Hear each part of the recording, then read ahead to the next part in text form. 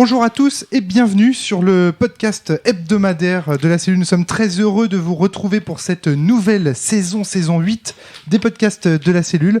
J'espère que cet été aura été merveilleux pour vous, en tout cas pour nous. Il aura vu la fin d'une campagne que nous avions commencée l'année dernière et que nous venons juste de terminer, la campagne du souffle du dragon de Néphilim avec Yann en meneur de jeu. Yann, ça va la pêche ? Ouais, ça va et toi ? Ça va à la pêche, à fond. Très content de vous retrouver. Bonjour. Ça va ? Oui, très bien. T'es contente d'avoir fini cette campagne avec nous ? C'était super. C'était super ? Ah bah voilà, ça change quand même par rapport à la première tentative d'enregistrement qu'on avait eue ensemble, que les abonnés seulement peuvent retrouver sur la page des abonnés. Si ils font un petit don PayPal, comme ça ils peuvent accéder à une page cachée. Faites un don. C'est ça. Et retrouver le podcast de Néphilim, le premier de la campagne au départ que nous avions tenté d'enregistrer, avec Flavie également. Flavie, ça va ? Salut. C'est la 8e saison, c'est mon chiffre pas de bonheur. Elle va forcément être parfaite cette saison-là. Je pense qu'elle va être pleine de beaux trolls et plein de choses comme ça. Ah bah si c'est mon chiffre pas de bonheur, il faut au moins qu'il y ait plusieurs trolls. J'ai participé à presque tous. Ça va être fantastique. Alors, nous débriefons en un seul podcast. Alors ça, c'est extrêmement délicat, d'une campagne tout entière, la campagne de Néphilim. Je vais essayer de résumer comme ça rapidement le jeu, puis Yann, tu compléteras si besoin. Dans Néphilim, les joueurs interprètent des créatures qui s'appellent des Néphilim, qui sont des parasites des êtres humains, des pentacles en fait ambulants, composés d'eau, de feu, de terre, d'air et de lune, qui doivent prendre le contrôle d'êtres humains pour exister, et dont le passé regorge de secrets, de mystères. On ne sait pas vraiment en tant que Néphilim d'où on vient. Tout ce qu'on sait, c'est qu'on a besoin d'un hôte humain pour vivre. Et justement, la quête du Néphilim, ça va être justement de retrouver des bribes de souvenirs à travers l'étude de soi-même, de ses propres cas-éléments, qui sont donc les éléments du pentacle qui nous composent, de façon à se souvenir de son passé. Alors évidemment, au début de la campagne, il y a une espèce de grande explication de l'univers, très très longue, qu'on avait fait dans le podcast, qui n'est pas diffusé publiquement, mais qui est un peu trop longue en fait, même de l'avis des auditeurs qui l'ont écouté. Yann, il m'avait dit que c'était très intéressant mais un peu long, c'est pour ça que je me permets de résumer à gros traits ici. Si vous êtes intéressé, il vaut mieux, je pense, par Néphilim, il vaut mieux, je pense, ne rien vous dire de cela et aller vous renseigner sur toute la mythologie de Néphilim, parce que c'est un jeu qui est abyssal en termes d'univers. Il y a beaucoup de choses à dire, il y a des croisements en plus avec la réalité, avec l'histoire Si vous aimez réelle. l'ésotérisme, les légendes, ce genre de choses, armez-vous de vos petits dictionnaires de symboles et tout, et allez-y à fond. Sachant que selon la légende, les Néphilim seraient nés en Atlantide, donc sur ce royaume décrit par Platon, qui aurait été au beau milieu de l'Atlantique, en face de la mer Méditerranée. Donc il y a toute une histoire autour des Atlantes. On va pas se lancer là-dedans, on va essayer vraiment de débriefer la campagne, même si évidemment on abordera l'histoire aussi de Néphilim à travers les différentes réflexions qu'on va faire au cours de ce podcast, mais je ne veux pas vous présenter l'univers de Néphilim. On va vraiment débriefer une campagne, la campagne qui s'appelle le souffle de dragon. C'est bien ça, Yann ? C'est exactement ça. Alors, qu'est-ce que c'est que cette campagne ? Et déjà, c'est l'histoire d'un dragon qui souffle. Merci Flavie.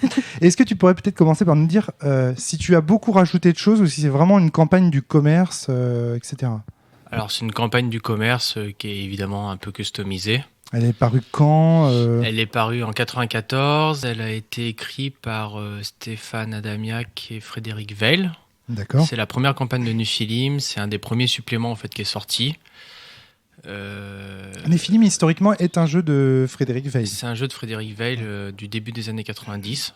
J'ai la sensation qu'il a monté Multisim, donc la boîte d'édition très connue, dont on parle dans les podcasts de la série précédente très souvent, un peu autour de ce projet-là, je me trompe ? Parce que même la boîte d'édition, le symbole, c'est un soleil.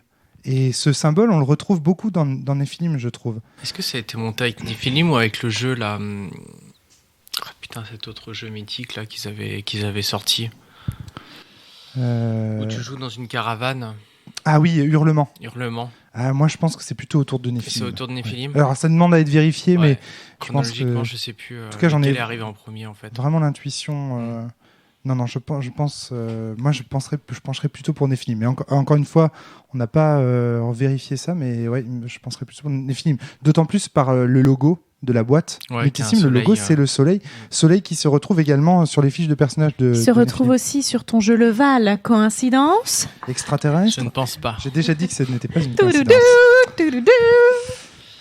Mais donc voilà. Oui, donc c'est la première campagne en fait qu'ils ont écrite. C'est le supplément numéro 3 ou numéro 4. Donc c'est vraiment un des tout premiers suppléments qu'ils ont fait.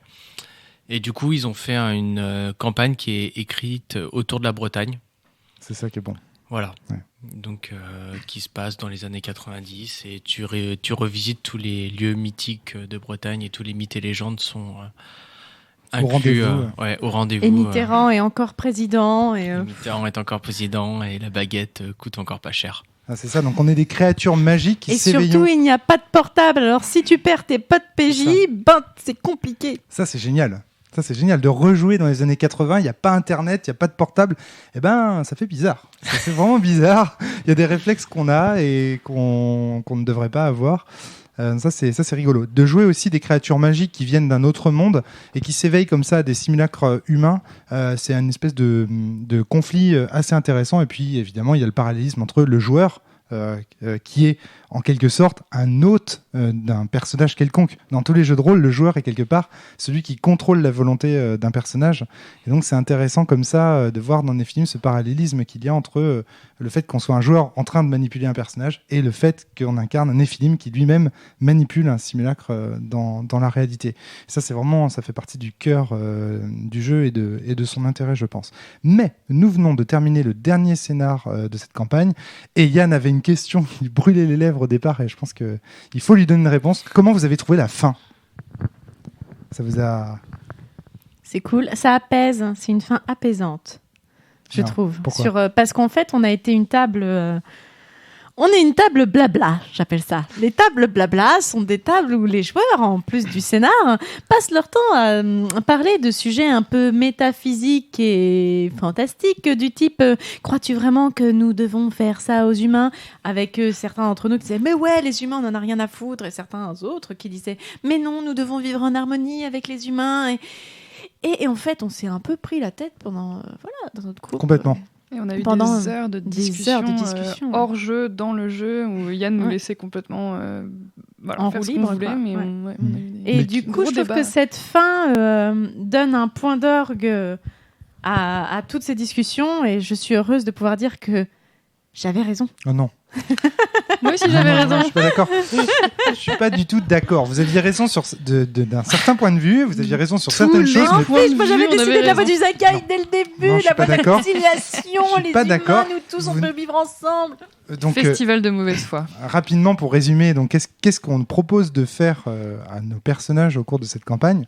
On leur propose de suivre la voie des muses qui, elles, veulent réveiller un grand dragon enfoui sous la Bretagne et qui nous disent en gros en réveillant le dragon vous réveillerez les mythes et légendes de la Bretagne et vous referez de la Bretagne le royaume légendaire qu'il était autrefois. Et les joueurs vont aller de scénar en scénar en quête de ce qu'on appelle des Oomphalos, qui sont des portails magiques qui éveillent certains K-éléments, sont des espèces de geysers de K-éléments. Et lorsque les 5 seront ouverts, le sort qui maintenait le dragon emprisonné va être brisé et donc le dragon s'éveillera et la Bretagne s'éveillera. Donc les joueurs, les personnages des joueurs font tête baissée dans cette quête en se disant mais c'est génial. Et quand on réveille un Oomphalos, généralement le temps se dégrade fortement, mais c'est pas genre il pleut en Bretagne, c'est genre c'est plus que de la pluie, genre tu prends ta douche en sortant. Oui, mais la météo est à chaque fois en adéquation avec l'Oomphalos éveillé. Typiquement, on ouvre l'Oomphalos du feu, il y a de l'orage. On ouvre l'Oomphalos de l'eau, il y a de la pluie. On ouvre l'Oomphalos de l'air, il y a du vent. Ok, rien de très inconnu à la Bretagne. Jusque-là, tout va bien. Mais d'une proportion. Voilà, c'est ça. C'est-à-dire qu'au bout d'un certain moment, quand même, les joueurs commencent à s'interroger, à se dire « Attendez, là, on fout peut-être la merde quand même on fout peut-être la merde quand même, là. Il y a des ravages, on entend parler de raz de marée, voilà. Bon, mais bon, on se dit « Bon, c'est pour la Bretagne. Puis les humains, après tout, on s'en fout. » Non, ça, c'est toi qui disais ça. Alors justement, c'est là que ça commence à... Il va y avoir des tensions. Alors, quelles sont-elles ? Allez-y, décrivez-les, parce que moi, j'ai envie de boire un peu de vin. Alors, ces tensions, c'est simple, c'est en rapport même avec la création de nos personnages. Par exemple, toi, Géraldine, tu avais fait un personnage où tu avais énormément investi ton personnage d'être humain. Oui. Et du coup, en tant que Néphilim, tu n'avais pas du tout envie que ton personnage d'être humain soit détruit. Et au contraire, tu voulais trouver un moyen de la libérer. Oui. Et moi, de mon côté, mon perso, c'était le premier truc que j'ai demandé en fait à Yann quand j'ai créé mon personnage, c'est de savoir s'il était possible que la personne en qui je m'incarne soit quelqu'un qui soit au courant qu'un Néphilim allait aller dans elle. Et que ce soit quelqu'un qui soit motivé, volontaire pour ça. Alors, il m'avait dit qu'il y avait une sorte de secte ou un tarot ou un truc. Une arcane qui faisait ça. Mais que, du coup, on avait créé mon personnage humain de façon à ce que ce soit un personnage qui serait heureux que je rentre dedans. Ce qui nous a au final bien servi, puisque à un moment, mon petit Néphilim, au sujet d'un échec critique retentissant, est passé en ombre et c'est mon humain qui est revenu. Et heureusement, finalement, qu'elle était d'accord pour ça, parce que vous avez pu discuter avec elle. Alors, 2 choses. Voilà. Premièrement, Yann, est-ce que tu pourrais nous expliquer ce que c'est que ce concept d'arcane dans Néphilim ? Ça, c'est vachement intéressant. Alors, dans Néphilim, en fait, la société Néphilim est organisée autour de ce qu'on appelle les arcanes, en fait. Les arcanes, c'est ce qui structure la société, c'est-à-dire que c'est des voies différentes pour atteindre l'Agartha. Et donc, il y en a 22 différentes. Autant que de l'âme dans le tarot. Exactement, qui ont été créées par un Néphilim, un prophète qui s'appelait Akhenaton, qui était incarné dans le pharaon Akhenaton. Et du coup, il a créé ces 22 voies pour atteindre l'Agartha. Donc, il y a un peu le but du jeu. Et ce qui est intéressant dans l'Agartha, enfin, en tout cas dans ces 22 lames, c'est qu'elles orientent le joueur dans le roleplay de son Néphilim.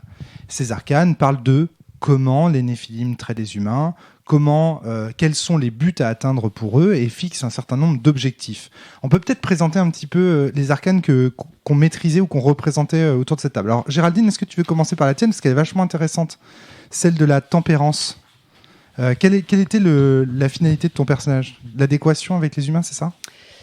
Alors, c'est quand même quelque chose qui a un petit peu évolué au fur et à mesure du temps. Mais oui, alors si je me trompe pas, Yann, tu me reprends, mais l'arcane de la tempérance cherche à... Comment dire soigner, j'ai l'impression. Il y a une côté curatif. Ouais, à soigner et à intégrer l'humain dans la vie d'une Néphilim et vice-versa. Et voilà, oui, c'est une arcane arcane de respect et d'avancer main dans la main, en fait. C'est une arcane de conciliation, en fait, qui soigne à la fois les humains, les Néphilim, mais qui ont des intérêts aussi pour tout ce qui est l'écologie. Donc c'est vraiment une arcane, c'est une arcane de conciliation, en fait, la tempérance. Ça, c'est intéressant, par exemple. Toi, Flavie, est-ce que tu avais une arcane particulière que tu suivais ? Non, moi, j'avais un trait bien particulier où Yann m'avait dit qu'en Kabbale, c'était la voie du Zakai. D'accord. Moi, j'ai rien dit du tout, c'est toi qui as choisi cette voie. Voilà, mais en gros, c'est une voie où mon perso est... le principe de mon perso, c'est qu'à la base, il a quand même fait plusieurs quêtes dans le passé, dont la quête Tuatha Dé Danann, qui est une quête celtique, et la quête avec Jésus et le Graal. Et du coup, mon personnage est persuadé qu'il y a un moyen, peut-être un endroit magique comme l'Atlantide, où il y a un endroit où on pourrait tous vivre ensemble, les humains, les Néphilim et les Sélénim, sans se faire la guerre, et qu'on pourrait tous être en harmonie, et que vouloir se détruire les uns les autres, ça n'apporte rien, et que la dernière fois qu'on l'a fait, ça a très mal fini. Et du coup, mon personnage cherche à créer un lieu où on pourrait tous être en harmonie. Donc rapidement, pour préciser aussi que les Néphilim s'orientent vers des magies, des disciplines magiques un petit peu particulières en fonction de ce qu'ils sont. Alors il y a 3 types d'obédience magique. Il y a la magie, qui est la magie élémentaire, les boules de feu, les soins ou l'intensification de certaines caracs grâce à l'eau, grâce à la lune, on va pouvoir influencer par sa sociabilité, son charisme, son charme, charmer. Je résume à gros traits bien sûr. Voilà, donc ça va être la magie élémentaire. Ensuite on a la Kabbale, qui considère que les champs magiques, c'est-à-dire les différents éléments qui vaporisent, en fait, qui sont dans le monde à un état, on va dire, de façon métaphysique, eh bien, sont intelligents. Et donc, engendrent des mondes dans le monde. Quand même que ce sont des créatures avec des idées propres. Des pensées. Et que les invoquer, ça veut dire qu'on passe un contrat avec elles. C'est ça. pour leur demander de faire des choses. D'ailleurs, dans le trip de mon perso, c'est que dans ce monde un peu mystique, les créatures kabbalistes pourraient presque être là avec nous. Yann, tu voulais ajouter quelque chose ? Non, pas du tout. Et enfin, l'alchimie, qui est donc la dernière obédience, qui, elle, est l'étude de la matière, au sens vraiment l'origine de la physique. Donc là, encore une fois, on arrive à quelque chose de métaphysique, hein, dans tous les cas. Il y en a un qui pense, une obédience de la magie, qui pense que la métaphysique du monde, ce sont les différents éléments. La Kabbale qui pense que non, ce sont des mondes qui sont des espèces d'ensembles qui sont imbriqués les uns dans les autres et qui forment une espèce de... il y a le monde prosaïque et puis il y a d'autres mondes derrière. Et puis l'alchimie qui, elle, part de la matière vraiment pour composer sa magie. Du moins, c'est ce que j'en ai compris. Avec des quêtes, l'alchimie, c'est l'alchimie telle qu'on la connaît dans l'ésotérisme classique, hein, avec des quêtes comme la pierre philosophale et ce genre de choses. Donc, chaque obédience magique va également impliquer, en fonction de celle que l'on maîtrise, des visions du monde différentes. Donc, je résume. On a des arcanes qui orientent notre vision politique, on a des magies qui orientent également notre vision métaphysique. Bref, on a tous des points de vue très très forts. Et la première réflexion qui me vient, moi, d'entrée de jeu, quand je vois les personnages, c'est comment faire une table avec ça. Parce que moi, typiquement, je soutenais... Alors vous deux, je trouve que vous étiez assez conciliables. Toi, tu cherchais l'harmonie à travers le monde parfait dans la Kabbale. Toi, l'harmonie à travers la symbiose entre les Néphilim, entre eux, et entre les humains et entre les humains et les Néphilim. Tu vois, la symbiose entre tout le monde, quoi.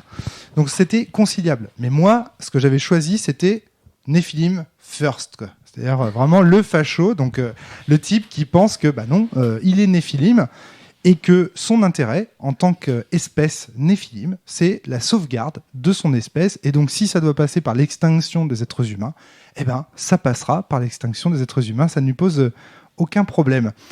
Ça va, Par contre, à nous, ça nous en a posé, du coup. Donc, ça t'a pas posé problème d'avoir 3 PJ comme ça ? Mais non. En fait, de toute façon, on vous unit dans les épreuves, quoi. C'est ça le secret des tables. Vous pouvez avoir tous les points de vue différents. C'est quand même... qu'on vous unit, La toute première épreuve, c'est qu'on se retrouve à poil, prêt à être réduit en chair à pâté chez les Templiers, parce que les Templiers sont très méchants dans Néphilim. Et ensuite, quand tu as fini à poil à devoir utiliser un truc qui s'appelle souffrir en silence pour supporter la torture, que les 2 autres autour de moi n'avaient pas mis dans leur pentacle, et du coup, je suis la seule à pouvoir le faire. Ouais. Et du coup, tu te retrouves à poil à devoir sauver ta peau. Ensuite, que tu sois ou non... ou non pote, là tu le deviens de toute façon. Alors, puisque tu parles des Templiers, c'est vrai qu'on peut les présenter, ce sont des grands antagonistes de Néphilim, ce sont des humains qui savent qu'on existe. Et donc, eux, ils ont inventé tout un tas de stratagèmes, dont la maîtrise d'un métal qui provient d'une étoile, qui s'appelle l'Orichalque, qui est un métal qu'ils maîtrisent parfaitement et qui fait très très mal aux Néphilim, puisqu'il permet non pas d'attaquer la structure physique du simulacre Néphilim, mais d'attaquer directement le cadran. C'est-à-dire ces épées magiques qui non seulement pourfendent le simulacre du Néphilim, mais en plus l'attaque sur ce qu'il est, à savoir son cadran lui-même. T'as dit le cadran, quoi. Je sais pas si t'imagines, quoi. Ah, pardon, la pentacle. Excuse-moi, l'habitude. L'habitude, déformation professionnelle. Oui, le pentacle, pardon. Le pentacle du Néphilim. Parce que quand le simulacre meurt, le Néphilim va avoir un court instant son essence magique, son pentacle qui va sortir de son simulacre. Et à ce moment-là, il va pouvoir choisir éventuellement un humain à proximité pour nouveau simulacre. À condition qu'il y ait un humain à très grande proximité. On se met bien d'accord. Sinon, mais là, t'es foutu. Avec l'Orichalque, si tu pètes la gueule au pentacle, t'en fais du caïba, comme on dit. C'est moche. Tu lui éclates directement la tronche. Donc, en gros antagoniste, les Templiers. Et du coup, c'est vrai que ça va être un peu la solution pour le maître de jeu. C'est-à-dire, foutre un antagoniste. De toute façon, vous pouvez avoir les idées politiques que vous voulez. Vous êtes tous ennemis avec les Templiers. Ça, c'est sûr. Et donc, du coup, à partir du moment où on pose comme antagoniste le Templier, on peut comme ça trouver la réunion des contraires. Ça évite les coteries de l'impossible un petit peu. Mais moi, c'est justement la faiblesse, une des premières faiblesses que je souligne dans cette campagne et dans Néphilim, à ce que j'en vois, c'est que je trouve que le groupe n'est pas assez bien travaillé dans Néphilim. Et ça, c'est un des gros avantages du jeu de rôle moderne, c'est qu'il y a vraiment une prise en compte du groupe que l'on va être. On peut voir, citer notamment des jeux comme Tenga, par exemple, qui sont des jeux très récents, assez récents, qui justement considère dès le début, avant même que la campagne ne commence, que les joueurs sont un groupe. Et donc, il va falloir quand même trouver des natures, des liens entre nous, de façon à éviter ces moments dans la campagne où on ne peut plus jouer ensemble parce que nos présences sont si fortes. Et ça, j'ai trouvé que ça manquait dans les films. Tu voulais réagir, Géraldine ? À mon sens, c'est ce qui a produit... comment dire Alors, attendez. Moi, je trouve ça très intéressant que dans un groupe, il n'y ait que des individualités fortes, parce que c'est la seule façon d'arriver à des choses intéressantes. Parce qu'à partir du moment où on est peut-être un petit peu trop d'accord, on prend des décisions de groupe et pas forcément les décisions les plus intéressantes et les plus risquées. Voilà, enfin, je trouve ça bien qu'on ait été si différents et que plusieurs fois on ait failli se séparer parce que clairement, et toi et moi, on n'était pas du tout d'accord sur des choses qui étaient fondamentales et on savait même pas si on allait continuer la campagne ensemble. Moi, je me suis demandé, quand j'ai récupéré les 2 flingues, je me suis demandé si j'allais pas devoir te coller une balle dans la nuque parce que c'était juste plus possible de jouer ensemble.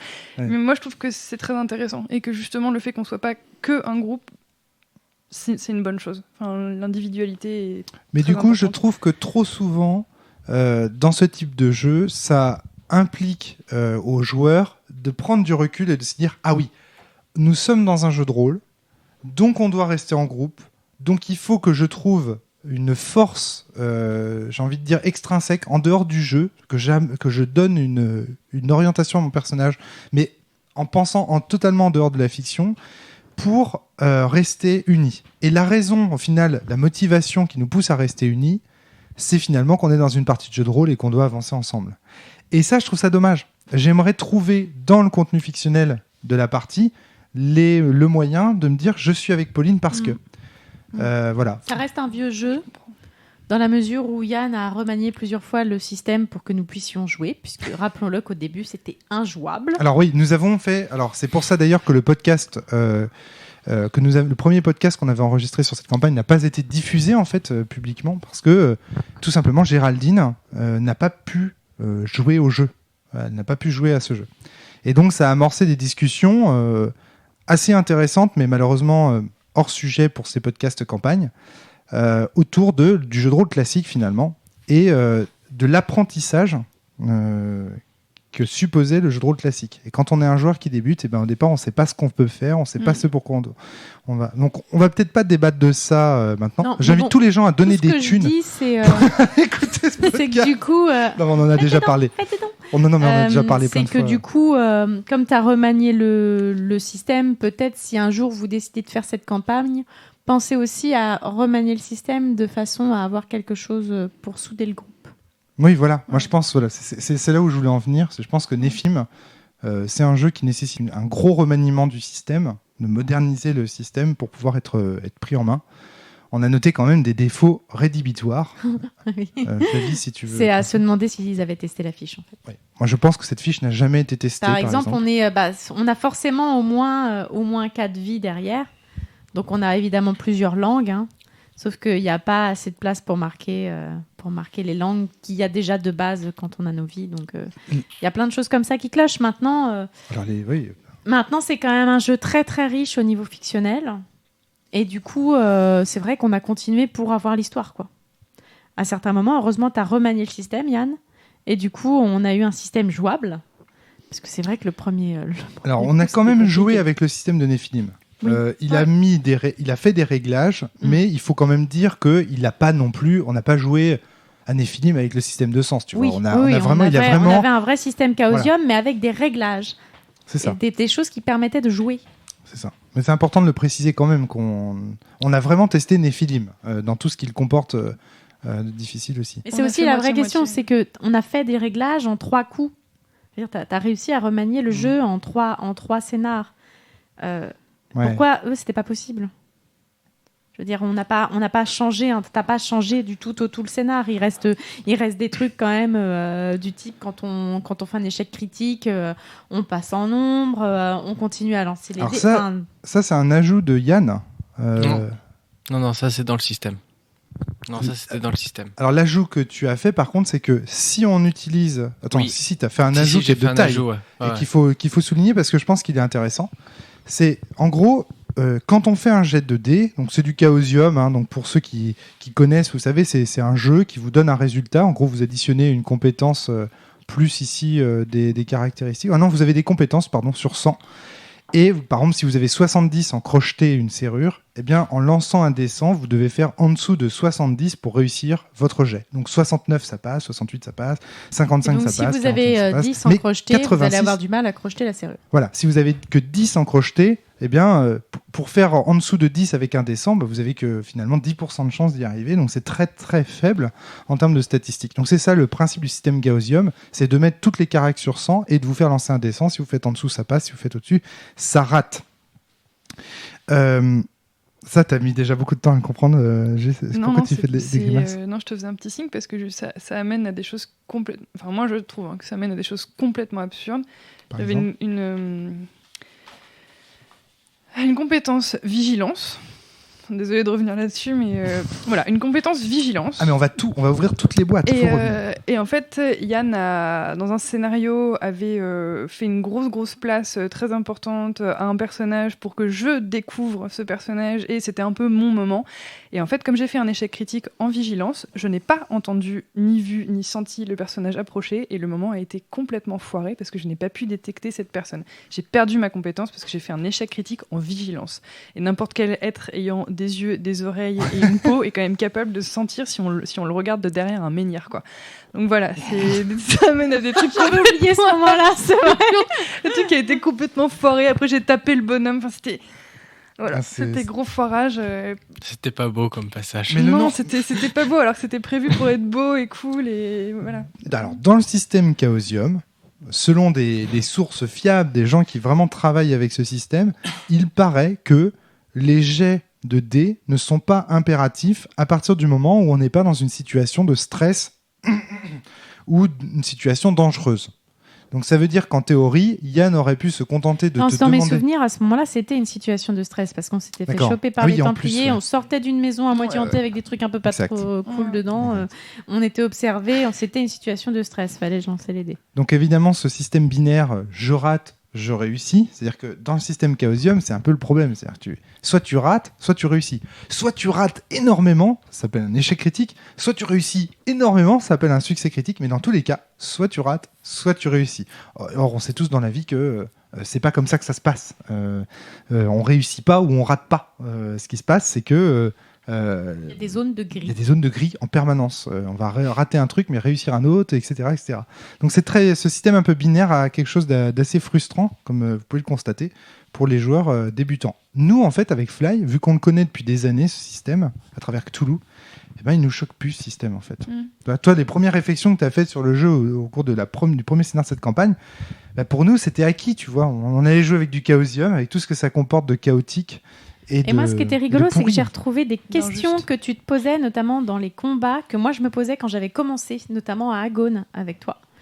Où t'as envie de décrire un truc chouette, tu décris un truc chouette que tu fais en combat, et là, le meneur, il te dit, mais du coup, tu lances tes dés. T'es là, mais non, mais je décris un truc cool, je veux pas lancer les dés, je veux que tu me dises quelque chose qui se passe.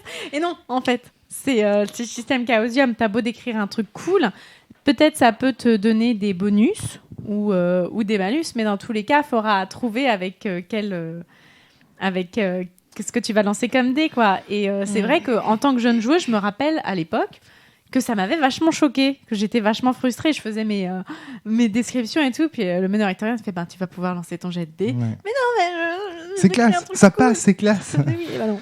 Alors justement, l'intérêt de Néphilim par rapport à ce système, c'est que comme on est deux personnages à la fois, c'est-à-dire un Néphilim et un simulacre, on va pouvoir cumuler les deux scores du Néphilim et du simulacre pour essayer d'avoir un plus gros pourcentage. Typiquement, mon Néphilim, qui s'appelait Ethos, avait un bon score en vigilance, de 40%. Mais en plus, mon personnage, Enguerrand de Lusignan, lui aussi était quelqu'un d'assez, par nature, un peu paranoïaque, de par les livres qu'il écrivait et de son histoire, et donc il avait 20% en vigilance. Et bien, ce qu'on peut faire dans Néphilim, c'est ajouter la compétence de son Néphilim à celle de son simulacre, pour obtenir non plus un jet sous 40% ou un jet sous 20%, mais un jet sous 60%. C'est-à-dire qu'on va additionner les forces du simulacre et du Néphilim pour avoir de plus grands succès de réussite. Mais et c'est ça que tu as inventé, Yann, et qui me semble être, moi, très très pertinent. Si on fait ça, c'est-à-dire si on choisit d'impliquer son simulacre, d'utiliser les bonus que nous donne notre simulacre dans un jet de dés, eh bien, on a une chance de pouvoir passer à ce moment-là en nombre. C'est-à-dire qu'en cas d'échec critique, eh bien, ce n'est plus le Néphilim qui contrôle le simulacre, mais le simulacre qui contrôle le Néphilim. Sachant que, bien sûr, ce simulacre qui s'éveille, eh ben, c'est Yann qui le contrôle, le meneur de jeu. Et là, ça devient génial. Alors, on a eu quelques cas. Est-ce qu'on peut les raconter ? Un seul, il n'y a eu que moi à être passé en...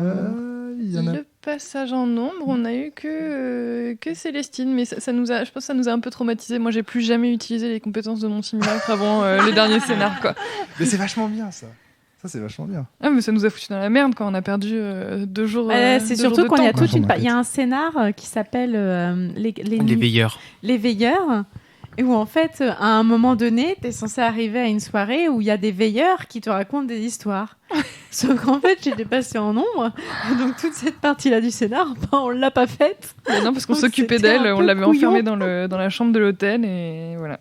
Ouais, on s'occupait du personnage, donc du simulacre. Ouais.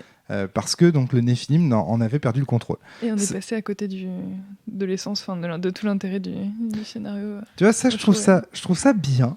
C'est un truc que je trouve très intéressant parce que ça rappelle aux joueurs qu'ils jouent un parasite.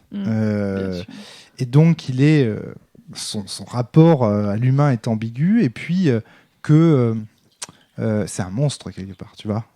D'un point de vue humain, c'est un monstre. Et étonnamment, moi, c'est après avoir vécu ça qu'au contraire, j'ai choisi avec quelles compétences j'utiliserais les compétences du simulacre avec lesquelles, en fait, j'utiliserais pas. Et du coup, je me suis plus jamais posé la question avant de jouer, est-ce que j'utilise ou pas le simulacre ? J'avais déjà tout décidé. Et du coup, c'est là où je suis vraiment devenue le Néphilim Célestine, et où du coup, je suis complètement mis mon humain de côté pour l'instant, alors qu'avant, j'y pensais vachement. Paradoxalement, c'est au moment où ton humain est revenu qu'après, tu lui as bridé encore plus la... C'est grave, j'avais plus du tout envie de le voir pour l'instant.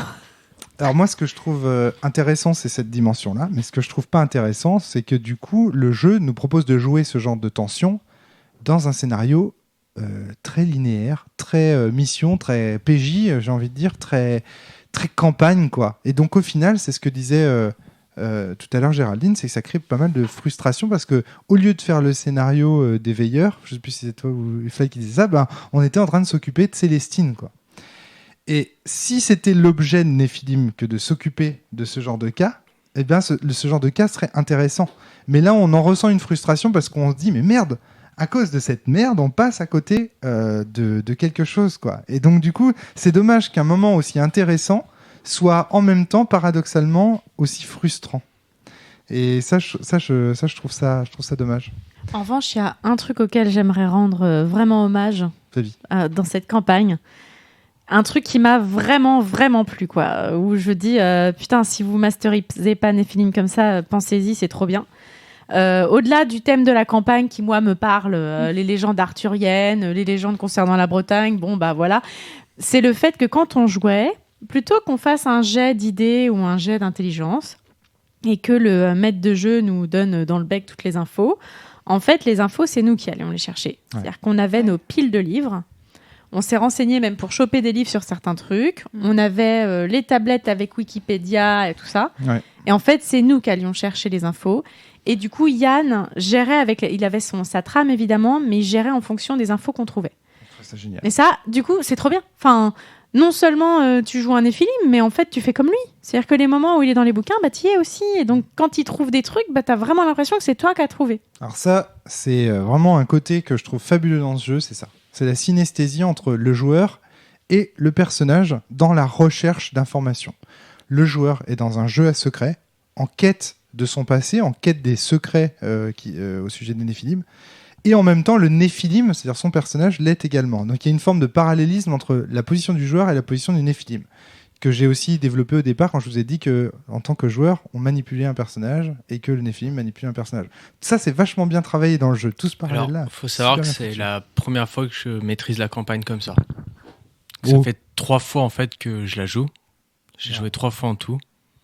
Et qu'à l'époque, on l'a joué, il y avait pas il y avait Internet, mais il n'y avait pas Wikipédia, il n'y avait pas autant d'infos en fait Il n'y avait pas d'encyclopédie sur la table pour chercher ?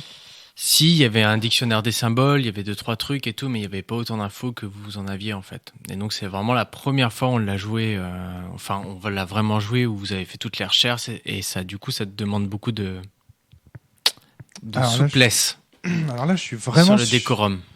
Là, je suis vraiment surpris parce que quand j'ai dit à Julien Poire, donc l'animateur du podcast d'Altaride, qu'on était en train de faire une campagne de Néphilim et qu'on allait débriefer dans les micros de la cellule, il m'a dit que lui, ce qu'il adorait dans Néphilim, c'était justement cette dimension recherche des joueurs autour de la table. Donc je me suis dit, mais ça fait vraiment partie du jeu. Mais t'avais pas autant d'infos en fait avant.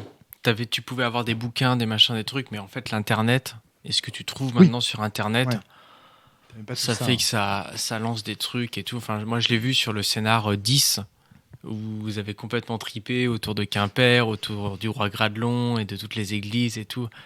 Enfin, c'est hyper simple en fait de trouver des infos, et il y a eu toute une scène là autour de Quimper qui est complètement improvisée du coup. D'accord, ouais. Parce que c'est pas du tout écrit, enfin il y a rien quoi. Moi j'ai rien dessus et tout, et du coup je suis là en même temps que vous en train d'être là sur le Wikipédia, donc là OK d'accord. Faut improviser les trucs en même temps que eux ils sont en train de chercher dans l'église, toi tu dois monter tout le décorum autour d'eux en fait, d'être là comme si c'était prévu quoi. Comme de bien entendu. Mais c'était prévu. Je le savais, j'ai tout dans mon chapeau. Et ça c'est quelque chose qui qui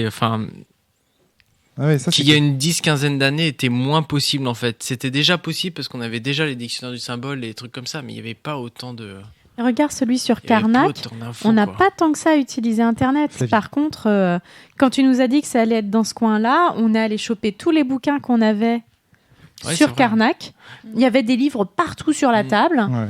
Et du coup, moi je conseille vraiment aux meneurs de jeu, vous dites à peu près sur quoi ça va se passer le scénar.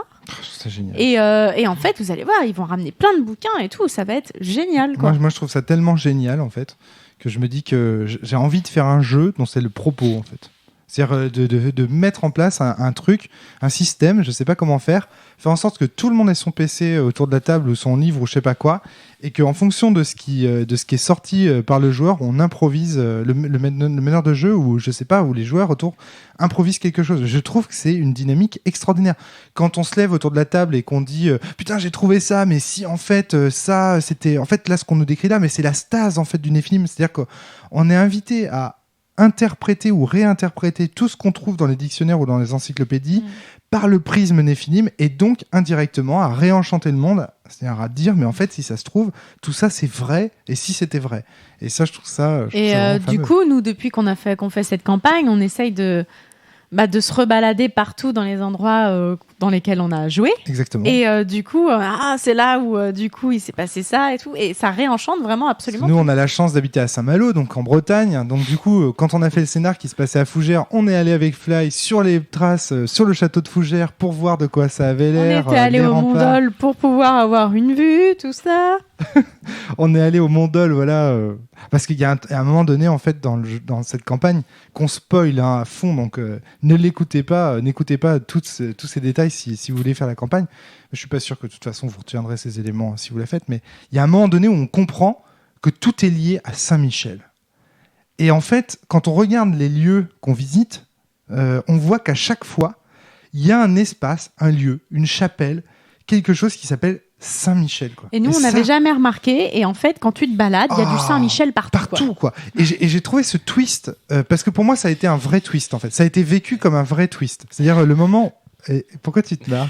Non, parce que moi aussi, après, j'ai regardé tous les lieux de Bretagne différemment le jour où j'ai découvert ça. Je fais, putain, mais Saint-Michel, il est partout même chez nous, la place Saint-Mich à Rennes, quand tu vas boire ton godet, c'est la place Saint-Mich. C'est hyper flippant, en fait, quoi. Je trouve ça génial. Il n'y a que lui, quoi, chez nous.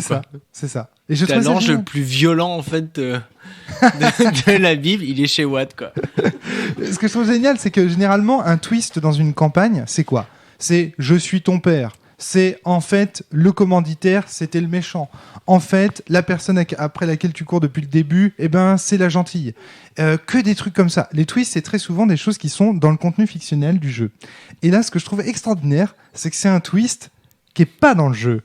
C'est un twist qui est dans la réalité. C'est-à-dire qu'à un moment donné, à force de compulser des ouvrages, tu réalises qu'en fait, il y a un fil rouge dans toute ta campagne. Mais c'est toi, en tant que joueur, qui le réalise, qui est Saint-Michel. Et ça, je trouve ça génial. Génial. Vraiment, ça, j'ai trouvé ça remarquable. Et c'est lié à cette enquête dans les bouquins qu'on fait comme des... Et puis moi, ça m'a... à côté de ça, du coup, comme tu le fais dans les scénars, tu commences aussi à le faire à l'extérieur. C'est-à-dire que de toi-même, tu vas chercher plein de bouquins sur la Bretagne et tout. Enfin, tu te mets... Il y a vraiment un engrenage. Comme en plus, je savais que c'était les légendes arthuriennes, je me suis remise à rebouquiner tous les bouquins que j'avais sur les légendes arthuriennes. Enfin, plus ça va, plus t'en sais, quoi. C'est génial. C'est une réinterprétation, en fait, toute l'histoire de Néphilim, des cas éléments, est une réinterprétation possible de l'histoire mythique de nos régions, en fait, du monde.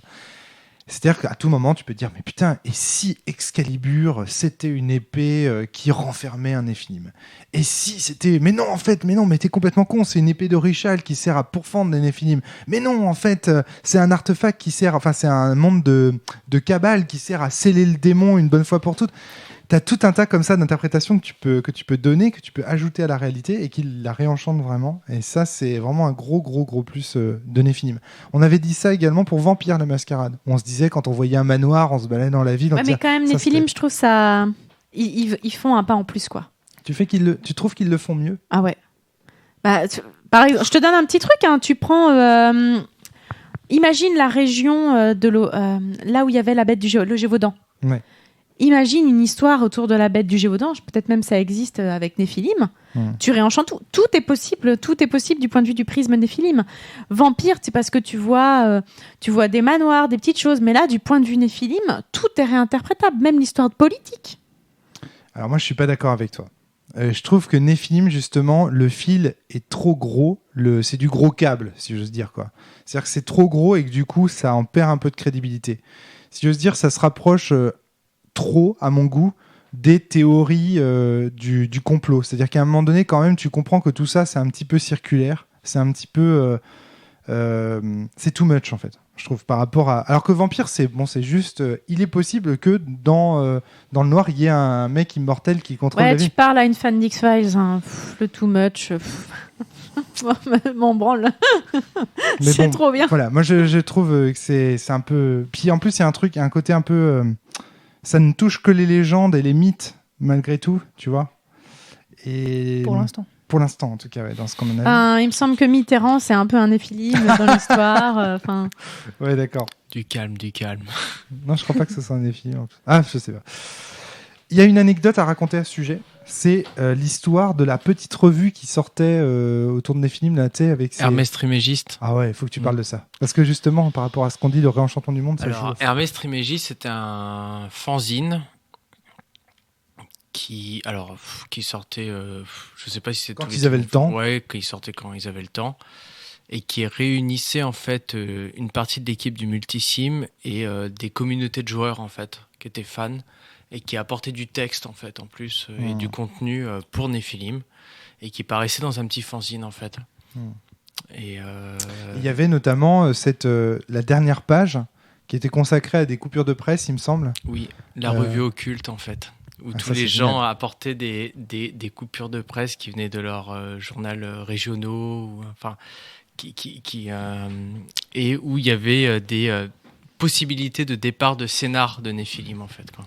Alors, pendant l'année au cours de laquelle nous avons fait cette campagne de Néphilim, du coup, je me suis amusé un petit peu à éplucher comme ça quelques revues, en recherche d'articles liés à Néphilim.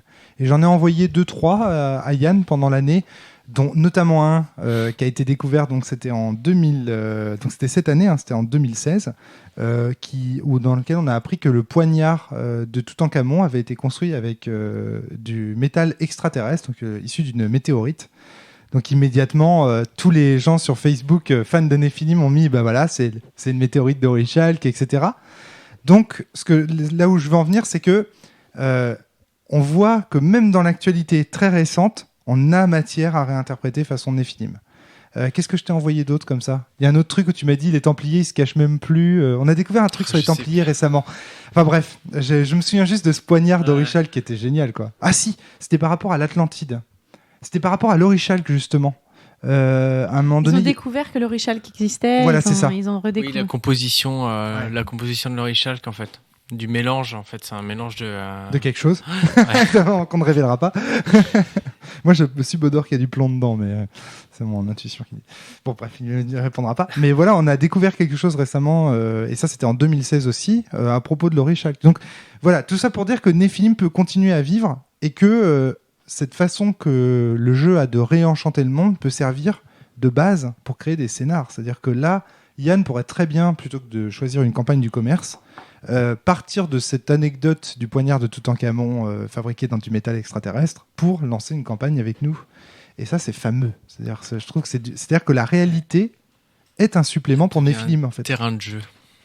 Ça, c'est génial. Ça, c'est vraiment génial. Donc ça, c'est vrai que c'est peut-être un tour de force par rapport à Vampire. Moi, je trouve ça génial, le fait que je me sois remise à revoir plein de choses de légendes, etc., à essayer de réenvisager plein de choses du prisme de Nephilim, à faire comme si on était des agents qui redécouvraient des choses. Enfin, c'est vachement fun. Je suis peut-être un Nephilim, vous ne le savez pas.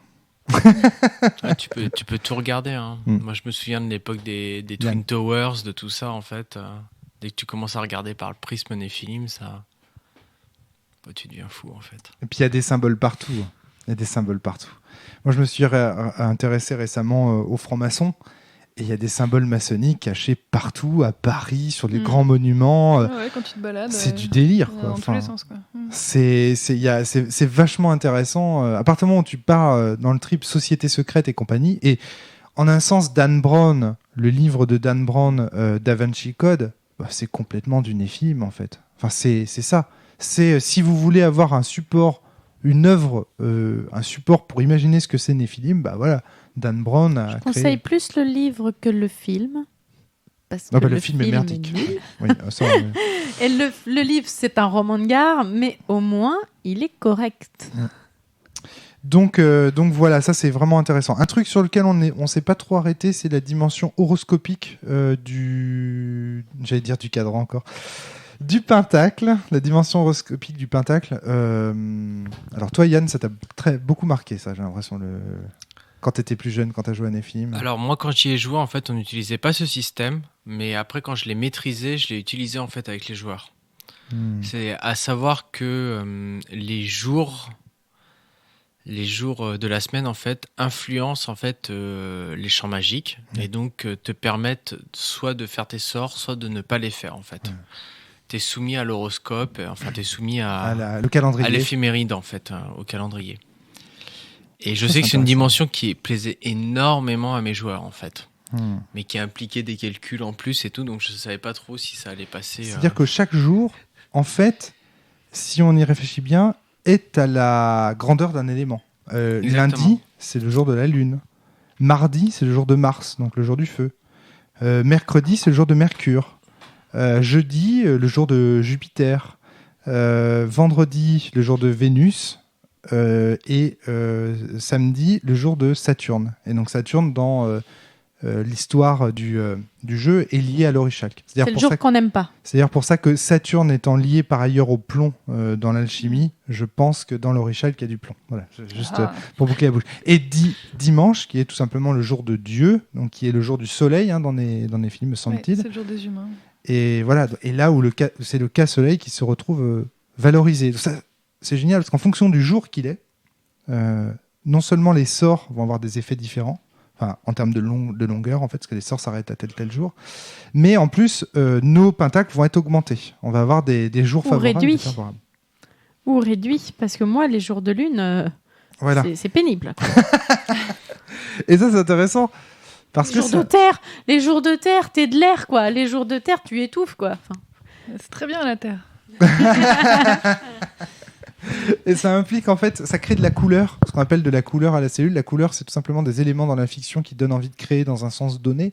Le fait que ce soit Saturne, on va jouer nos Néphilim un peu abattus, ils n'ont pas envie de sortir de chez eux parce qu'ils ont moins 6 à tout leur pentacle. Et c'est déjà arrivé qu'on saute des jours entiers, qu'on se dise ce jour-là, on ne sort pas de la chambre d'hôtel, on reste. Notamment le samedi. Ouais. Qu'est-ce que vous faites aujourd'hui ? Rien. On reste et on mange à l'hôtel. Vous déconnez, les gars ? Non. Et je sais pas si les Templiers sont au courant de ça.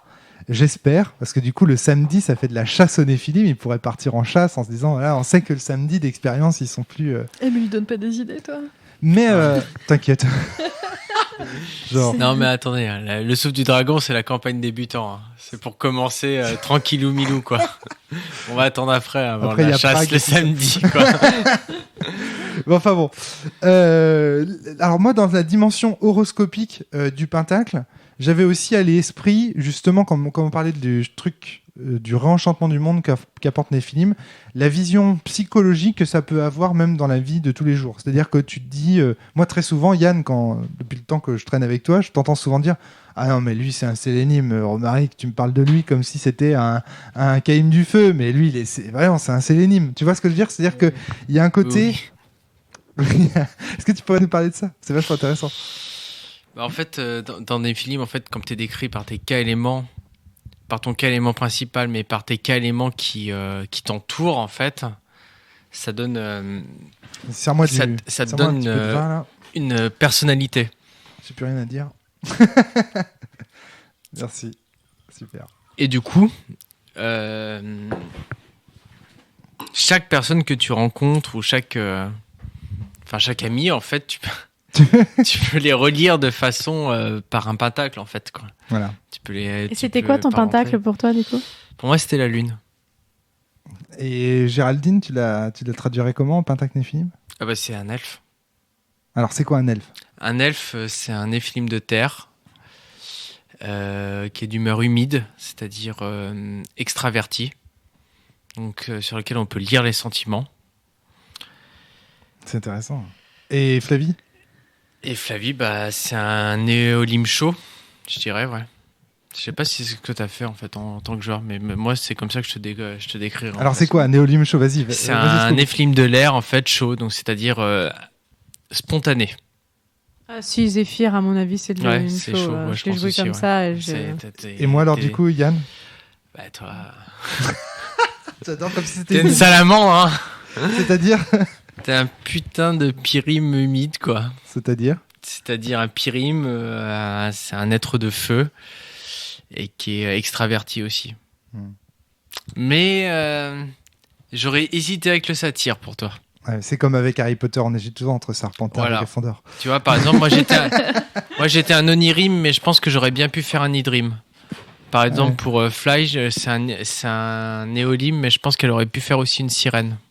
C'est quoi une sirène ? Alors, les Idrim, c'est un Idrim chaud. Décris tout ça. L'Idrim chaud, c'est... Donc tout ça, et juste pour info, pour les auditeurs, c'est donc, chaque fois qu'il dit une salamandre, une sirène, c'est juste pour simplifier la fusion entre deux éléments. C'est-à-dire, c'est un peu comme quand vous êtes Gémeaux ascendant Lion. C'est juste, par exemple, là, vous voyez, la sirène, par exemple, c'est l'eau, et avec...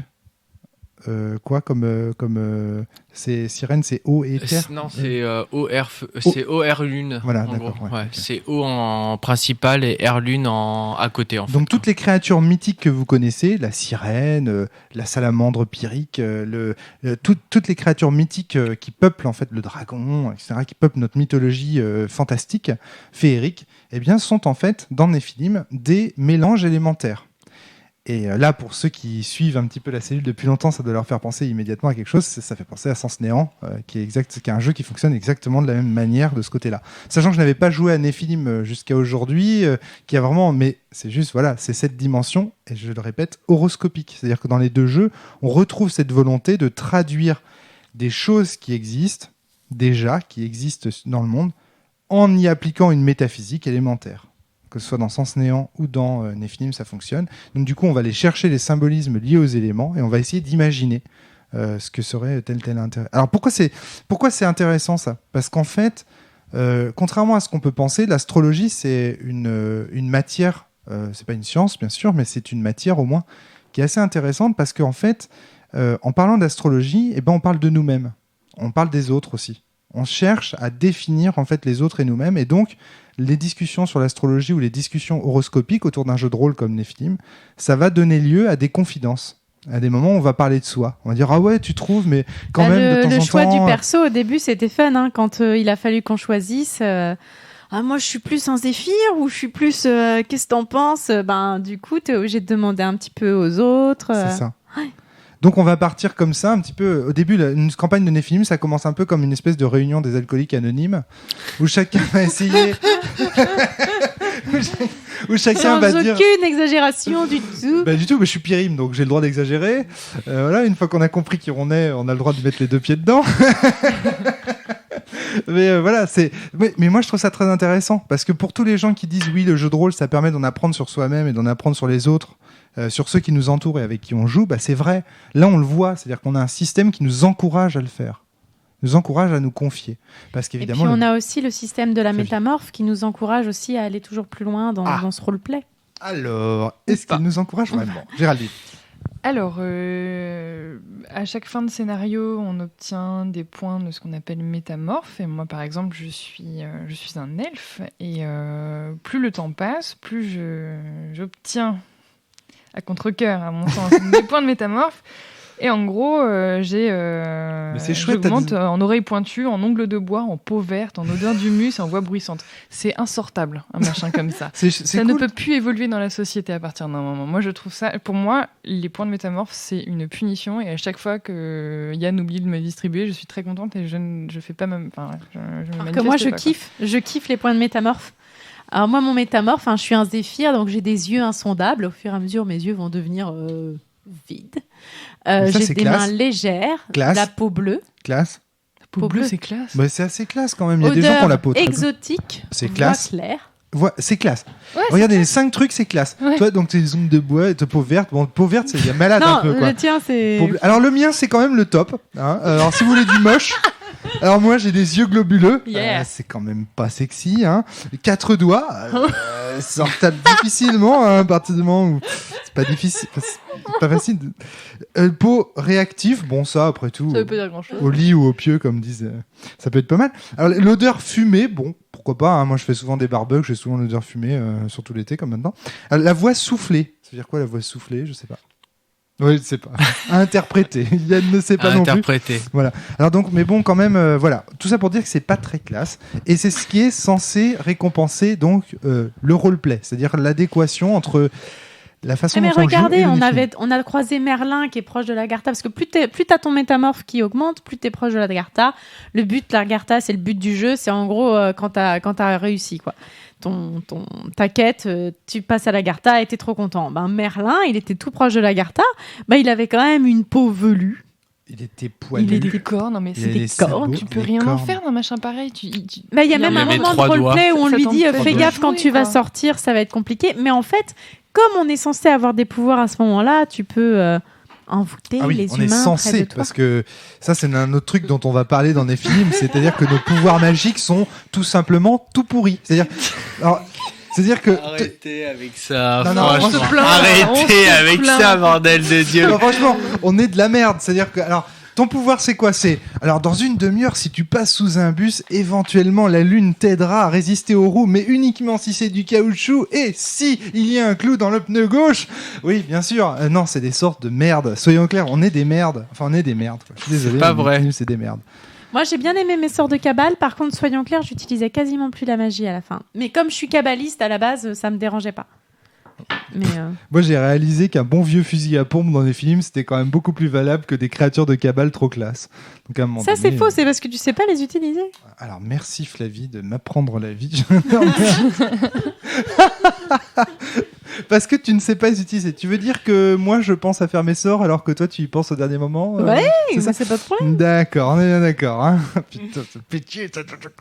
Tu jettes une créature de cabale sur une épée d'Orichalque, Et tu savais, toi, que... Non, mais c'est pas grave. Alors alors que moi, je pensais à faire mes armures et mes sorts avant que le combat ne commence, par exemple. Moi, la majorité du temps aussi. Ouais, mais oui, la majorité du temps. Ouais, Flavie. Mais bien sûr. Mauvaise foi, on s'est quand même jeté plusieurs fois, toi et moi, dans la gueule du loup. Pas du tout préparé, quoi. Il y avait une porte. On l'a ouverte. Bah oui. Il y avait des mecs derrière. Et on a failli crever. Si je n'étais pas censé savoir qu'il y aurait des mecs derrière. Ça me permet d'embrayer sur un truc que je voulais aborder, c'est qu'il me semble que la proposition créative de Nephilim, c'est vraiment le ludisme, en fait. Au sens, le but quand même dans Nephilim, c'est d'utiliser et d'optimiser ses sorts. Alors, je vais montrer pourquoi, vraiment, je pense que Nephilim, c'est un jeu extrêmement ludiste. Alors, je rappelle rapidement la proposition créative ludiste, hein, c'est celle qui donne aux joueurs le droit de se vanter. C'est celle dans laquelle ce qui va dominer au cours de la partie, c'est l'optimisation. D'ailleurs, je me vante sur ma capacité à l'escrime. Je trouve que j'ai fait des scènes fantastiques. où je me battais contre 4 personnes à la fois des fois. Ouais. Et j'étais très très contente. Mais attention, le droit de se vanter, c'est pas uniquement de la baston. Souvent, les gens disent oui, c'est des jeux très compétitifs dans lesquels il y a beaucoup de baston. Alors dans Nephilim, c'est le cas. Il y a quand même pas mal de baston. Ouais. Mais c'est pas uniquement ça. C'est aussi les énigmes. Les énigmes, par exemple, c'est quelque chose de ludiste. Pourquoi ? Parce que quand tu proposes une énigme à une table de joueurs et que tu leur dis maintenant résolvez le truc, le premier qui résoudra le truc aura le droit de se vanter. Il aura réussi à faire un truc. Donc Nephilim, c'est le jeu. Et alors, c'est pas tout. Les jeux aussi dans lesquels le but c'est de découvrir les secrets, voire de les cacher aux autres. Si on les découvre seuls, c'est encore mieux, tu vois. Parce que toi, tu sais, et les autres, ils savent pas. Des jeux très hermétiques, on appelle ça. C'est aussi des jeux dans lesquels tu as le droit de te vanter parce que tu en sais plus que les autres. Dans Sens, je te donne un exemple, Yann. Dans Sens, par exemple, ce n'est pas un jeu ludiste parce que les secrets, de toute façon, les joueurs les obtiendront.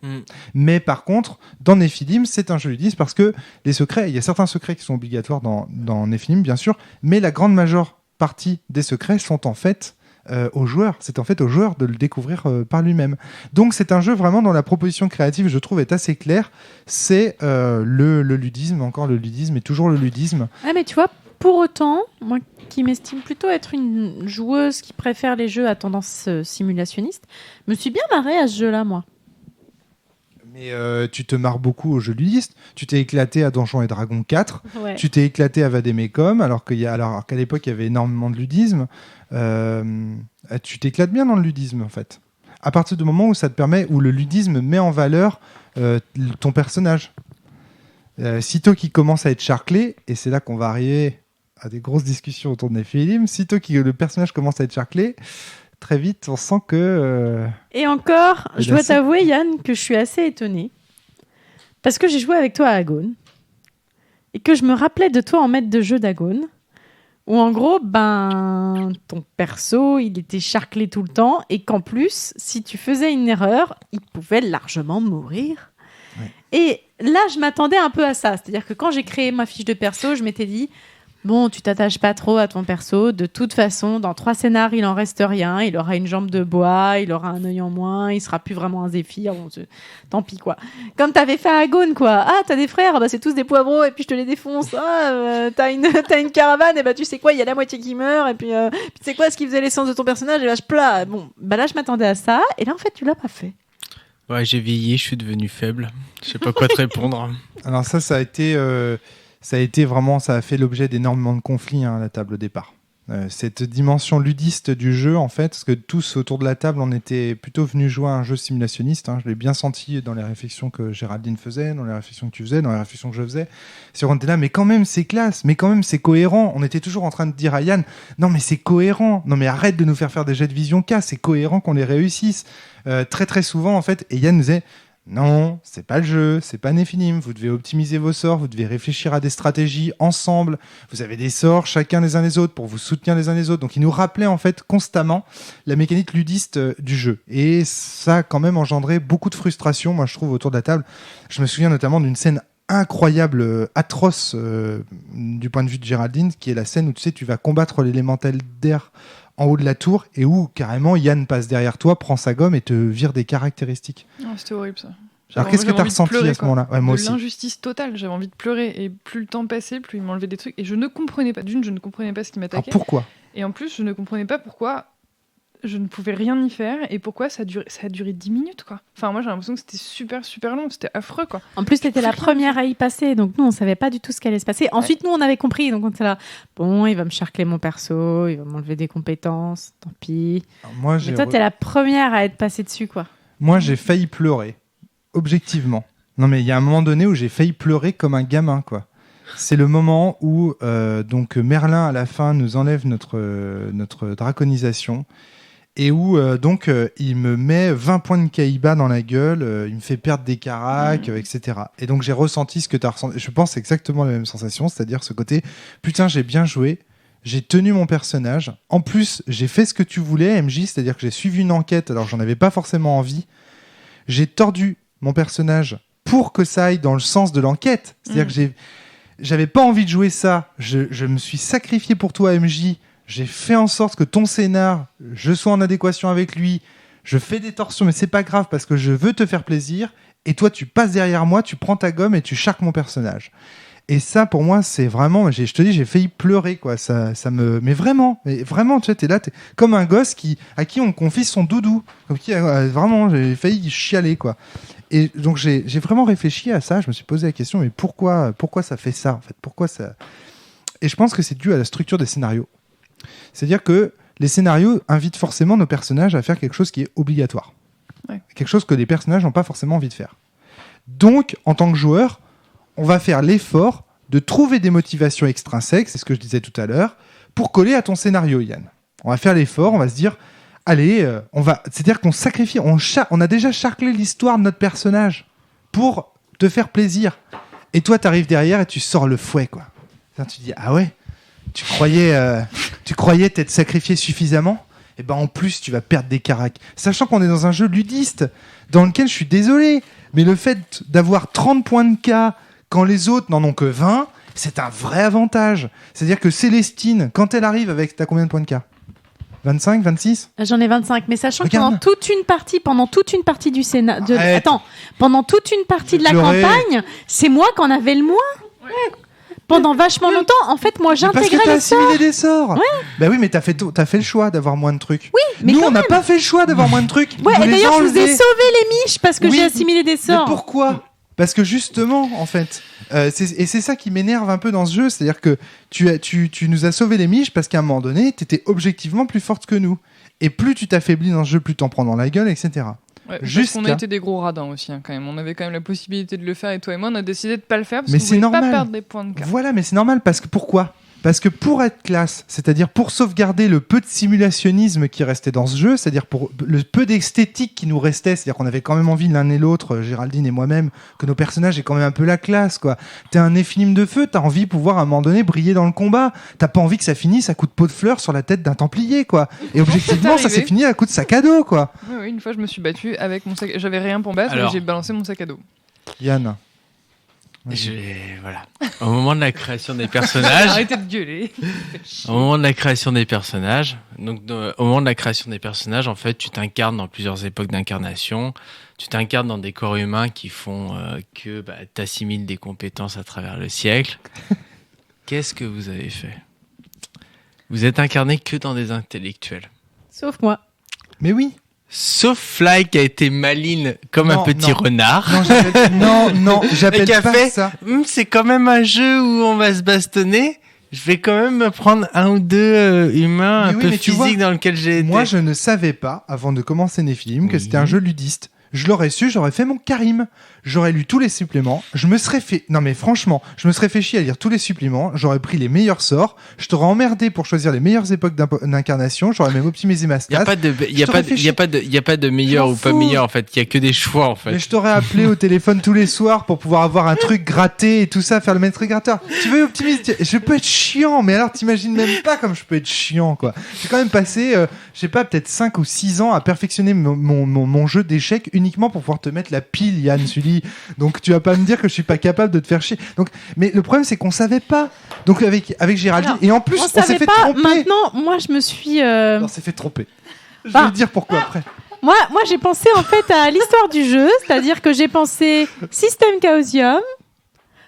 Le jeu a été fait dans les années 80. PJ, quoi. Je suis désolé. Ouais. C'est ça faire du jeu de rôle pour toi. C'est ça faire du jeu de rôle, faire son PJ. Mais écoute, j'ai eu des trucs trop classe quand je combattais à l'escrime. Mais oui, mais pourquoi t'as eu des trucs trop classe, toi? Parce que t'as joué ludiste. Donc c'est nous on voulait être classe. Nous on voulait vraiment être classe. Alors, non, moi c'est juste que c'était mon premier jeu de rôle et honnêtement, quand j'ai choisi mes époques d'incarnation, j'ai fait n'importe quoi, j'ai choisi des trucs qui me plaisaient et quand j'ai choisi les personnages qui avaient vécu dans ces périodes d'incarnation, j'ai choisi des trucs qui me faisaient marrer. J'ai pas réfléchi, tu vois. Non, Géraldine, faux. J'étais là, j'ai tout vu, tout entendu. Je jouais à Mega Man 2 pendant qu'Yann Sully cette affiche. Je m'en souviens très bien. C'était dans le grenier là-haut. C'est faux. Yann Sully nous a dit au départ, faites des personnages qui vous ressemblent. Ouais. C'est vrai ou c'est faux? Bah oui. Bon, du coup, moi je suis quoi? Je suis une prêteuse émérite, tout le monde. Bien sûr. Évidemment, Flavie, je te connais. Tu sors le sabre D'ailleurs, le samedi soir, Flavie, alors que c'est le jour de Saturne, s'entraîne au sabre dans le jardin. Mais bien sûr, évidemment. Mon hobby, c'est l'esquive. Mais bien sûr, on le sait depuis assez mythique avec Richard. Mais à part ça, moi, voilà, on est des intellectuels. D'accord? Donc on a fait des personnages. Yann Sully nous a dit, faites des personnages qui vous ressemblent. Vous allez voir, c'est super. Ah ouais. C'est super de se battre à coups de sac à dos contre des Templiers qui ont des armes trop classe, des épées et tout ça, c'est trop. Et des boîtes de cochonou aussi. Ah, on a balancé des boîtes de cochonou, exact. Obligé de saccager des clochards à coups de kendo. Enfin, on a fait des trucs dégueulasses, on a été au tréfonds de nous-mêmes. Et jusqu'à ce que Yann quand même décide de changer le système pour plus ou moins s'excuser de l'arnaque initiale. Alors, vous savez, c'est quoi la plus gros truc? Revivre cette horrible soirée où toi et moi on a fait que de gueuler sur Yann Chili et que Pour l'instant, il se tait, il range son frein. Tout à l'heure, je me rappelle de cette gueule. soirée où moi j'étais là, moi je m'amuse, alors je vais fermer ma gueule. On a gueulé pendant 2 heures. Parce qu'on s'est trompé sur la proposition créative du jeu. On est partis tous les deux dans le truc, on va faire un perso trop classe, ça va être esthétique, etc. C'est un putain de jeu ludiste. Nephilim, c'est du ludisme pur et dur. Et ça, faut le savoir avant d'entrer dedans. C'est-à-dire que tout pousse au ludisme. Sauf un Alors truc. si vous voulez quelque chose, je vous donne quand même un conseil parce que moi c'est ce que j'ai fait pour mon perso et du coup ça marche bien.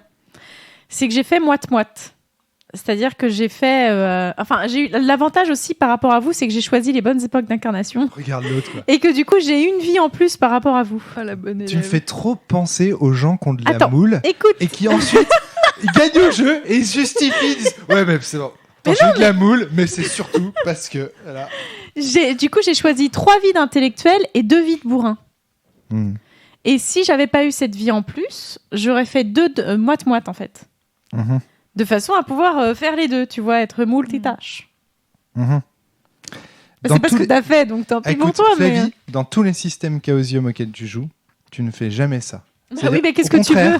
Au contraire, je te connais. Au contraire, tu optimises à fond ton personnage. Tu l'aiguises comme une lame. C'est-à-dire que ça va être 95 en bibliothèque et puis 0% en physique, quoi. Là, pour la première fois, tu choisis de panacher, quoi. Et ça te réussit. Ouais. T'as eu du bol, c'est tout, putain. Midi à 14h, t'as eu du bol. T'es jaloux. Ouais, je suis jaloux. Carrément, c'était un jeu ludiste et t'étais la meilleure. Bah ouais, je suis jaloux, j'ai perdu. Voilà, la vérité, c'est que j'ai perdu, quoi. C'est un jeu ludiste où faut pas nacher. Je t'emmerde. Et donc voilà. Donc bien joué, Flavie. Voilà, bravo. Bravo, tu as eu de la chance et donc tu as gagné, c'est bien. Non, mais en dehors de ça, ce qui est cool, c'est que ce fait d'avoir optimisé ses capacités de combat lui a donné quand même un personnage classe, là où nous, on n'avait vraiment pas la classe. Et alors que justement, elle était pensée pour être une guérisseuse. Et que dalle. En combat, il lui faut 4 tours pour soigner le pauvre play, quoi. Je veux dire, c'est de la merde. C'est de la merde, ta magie, Géraldine, je suis désolé de te le dire. C'est parce que vous êtes au début. Je fais ce que je peux. C'est ça le truc, en fait.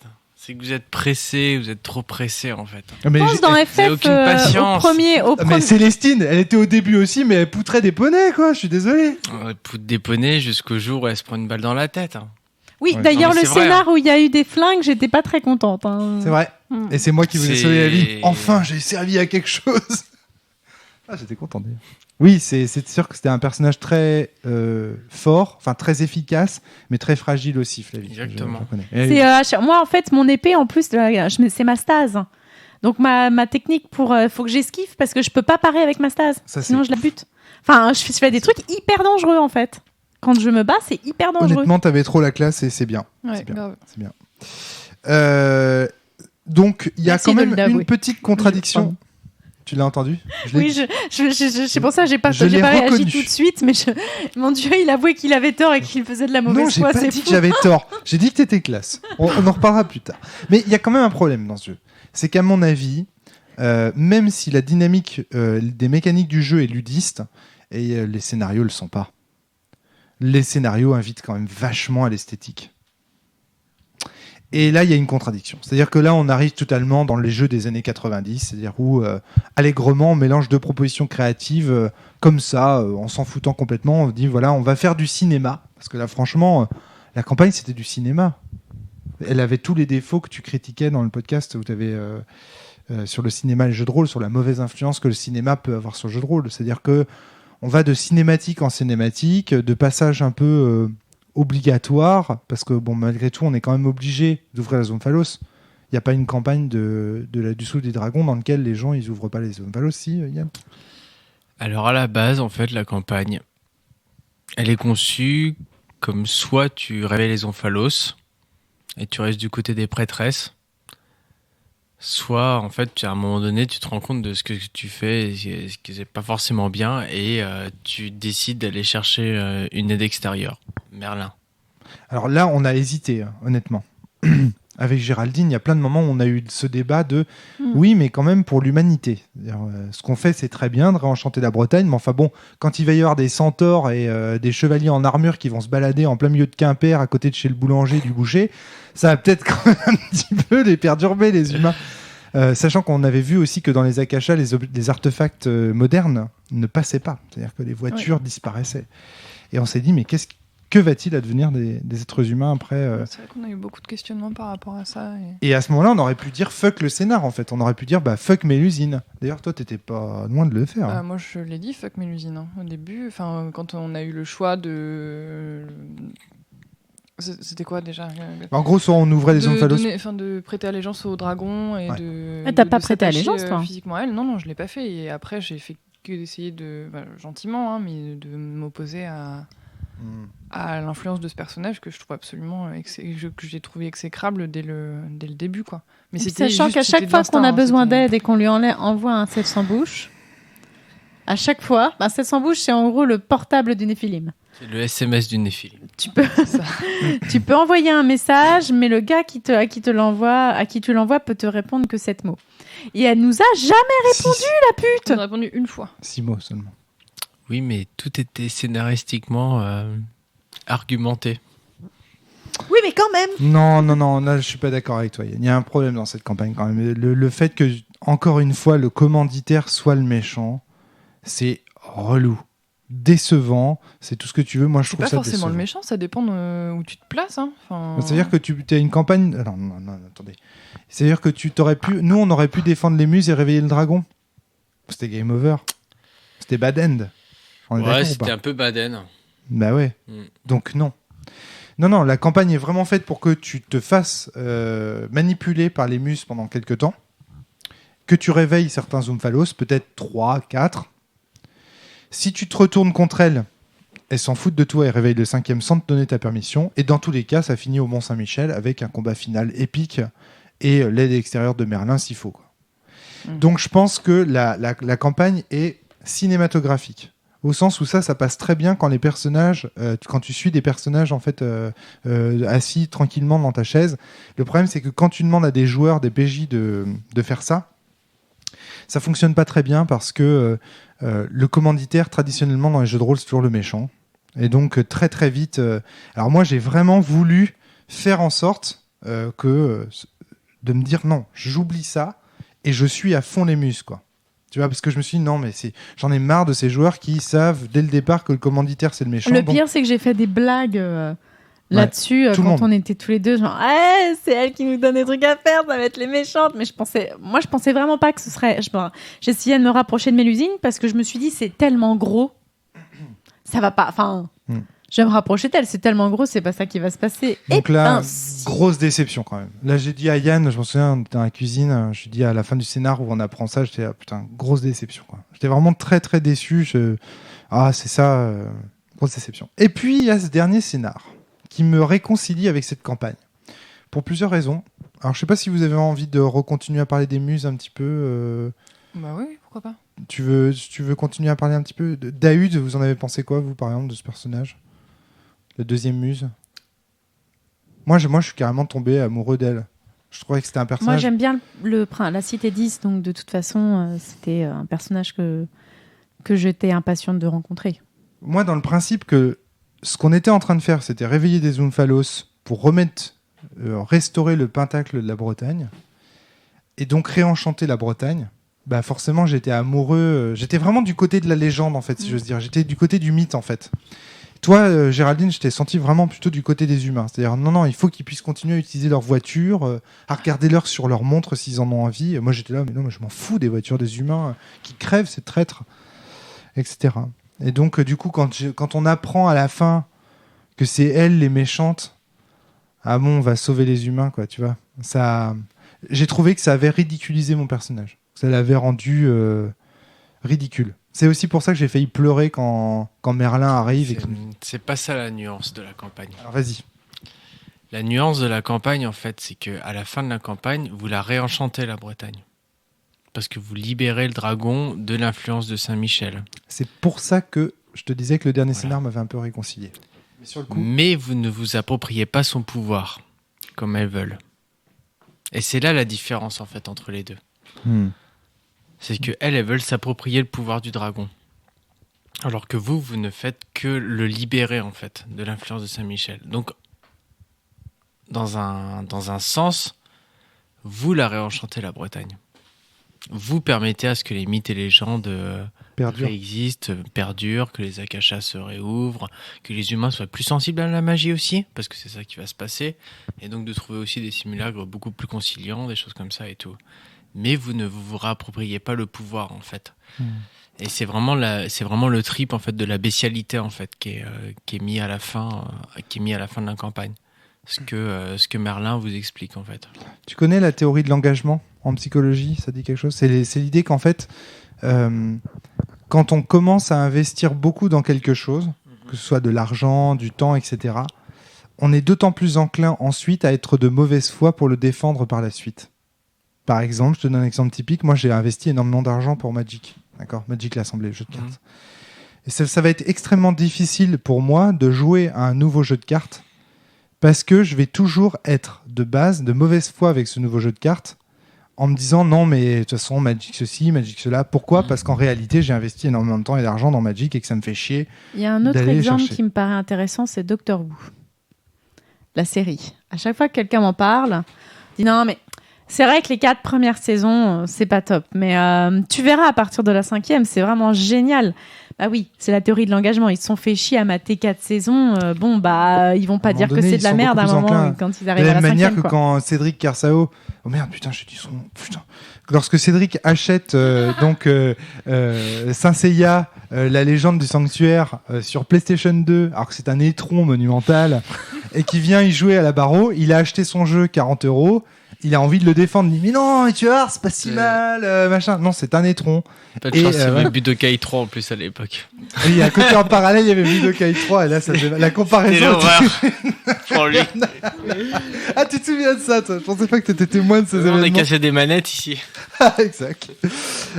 Donc tout ça pour dire que voilà, et je trouve que cette campagne, le Souffle du Dragon, te pousse à t'engager du côté des muses, parce que tu sacrifies beaucoup pour les muses. Il y a un moment donné où déjà tu trouves bizarre de devoir réveiller des omphalos. Donc tu sacrifies, tu dis allez, c'est pas grave, je vais dans ton sens, AMJ, je sacrifie.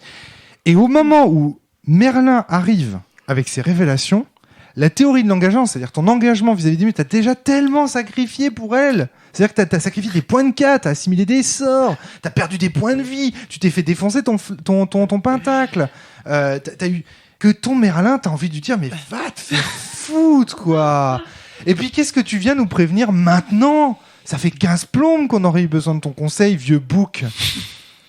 Comme, mais Viviane vous a réveillés. Mais quand elle nous a réveillés, elle pouvait pas nous dire qu'il fallait aller te trouver direct. Et là, tu vois, t'as non seulement la théorie de l'engagement qui fait que ce vieux bonhomme, t'as juste envie de l'envoyer chier quand tu lui mets ses cornes dans le cul. Et là, t'es là, mais non, quoi. Alors, Flavie, tu m'en as parlé un petit peu, tu m'as fait... Oui. Il y a un problème avec ce personnage de Merlin. Moi, c'est un souci que j'avais eu quand j'écrivais une campagne. J'appelle ça le PNJ exécrable. C'est sur le principe, le PNJ, il est censé être classe, il arrive, il a toutes les infos, il est censé te sauver. Mais quand il arrive, il parle d'un ton péremptoire et il t'explique « Oh, toi, pauvre petit PJ de merde, ce que tu aurais dû savoir. » Solipsis. Et en fait, ce ne sont pas des PNJ qui marchent parce qu'en fait, ça sort le PJ de l'immersion et il a juste envie de faire un gros fuck à ce PNJ trop classe qui lui dit « Non, mais c'est bon, moi je suis trop classe, je suis trop fort, tu vas m'écouter et tu vas comprendre ce que je suis en train de te dire. » Mais j'ai pas du tout envie de comprendre ce que tu es en train de me dire. Ça fait plusieurs fois que je suis en train de jouer, j'ai mon perso, j'ai pas du tout envie que quelqu'un vienne m'apprendre ma life comme si j'avais 4 ans. Et c'est un vrai souci. Moi, j'appellerais ça le MJ prof, le PNJ prof, en fait, plutôt que le PNJ exécrable. Ouais, mais quand même, parce que du coup, il y a un côté très péremptoire, où je t'apprends la life alors que tu t'en es déjà ramassé plein la gueule. Et ce Merlin... sont des... Tu voulais sauver la Bretagne, bah t'avais qu'à bouger ton gros cul. Ouais, et en fait, ce sont des PNJ qui, à chaque fois, échouent. Et je les ai vus dans pas mal de campagnes. Échoue à convaincre les joueurs. Échoue à convaincre les joueurs. C'est un PNJ qui a aussi un autre problème, c'est-à-dire qu'il met énormément en avant le MJ. Et il met une grosse pression sur le MJ aussi. Et qui, du coup, finalement, rabaisse les PJ. Or, quand tu joues, on a tendance à... Enfin, le principe, c'est de mettre le PJ en valeur.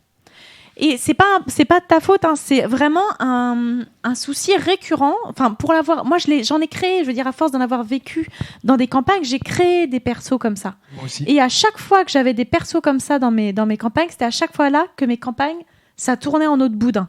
À chaque fois là que j'avais des PJ qui refusaient finalement de suivre le groupe.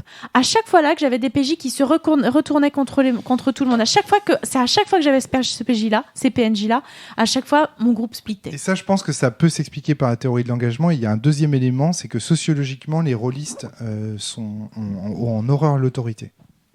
C'est-à-dire, moi, tous les rôlistes que je connais, c'est des gens qui ont un problème avec l'autorité d'une manière générale. Et très souvent, d'ailleurs, dans les jeux de rôle, on est invité à jouer des marginaux. On est invité à jouer des terroristes, des gens qui se battent contre l'État, des résistants. Et donc, pourquoi ? Parce que c'est aussi des personnages qui sied parfaitement aux rôlistes en général. Au-delà de ça, et je pense que ces figures d'autorité font... des PNJ qui sont dénués de faiblesse. On ne peut... et donc, on ne peut pas s'attacher à eux. Ouais, on ne peut s'attacher à un PNJ que s'il a une faiblesse qui fait qu'on le trouve attachant. C'est clair. Or, la majorité du temps, ces PNJ-là, de point de vue du fait qu'ils soient totalement parfaits, font que du coup, on ne peut pas les apprécier. Ils sont inhumains. Tu prends Saint-Michel, tu prends Merlin, ils sont inhumains. On ne peut pas s'attacher à eux. On n'a aucune idée de leur existence, on n'a aucune idée de leur vie. On n'a pas d'acquaintance avec eux, c'est pas notre pote. Et il nous apprend la life pour autant. Enfin, là, moi, j'ai senti vraiment... Mais ça, encore une fois, Yann, par exemple, tu prends le personnage de Solipsis dans Sens, c'est pareil, c'est le même problème. Oui, mais tu vois, quand tu nous l'avais fait jouer... Il y avait Mordins. Il y avait Mordins, et puis il y avait plein de moments où elle causait avec ses plantes, où elle était complètement hors norme. Et du coup, elle avait toutes ces petites choses-là qui faisaient qu'on pouvait s'y attacher. Malheureusement, c'est vrai. C'est ça qui manque dans Renaissance. C'est ça qui manque dans Renaissance et qui en fait un personnage comme tu le décris là.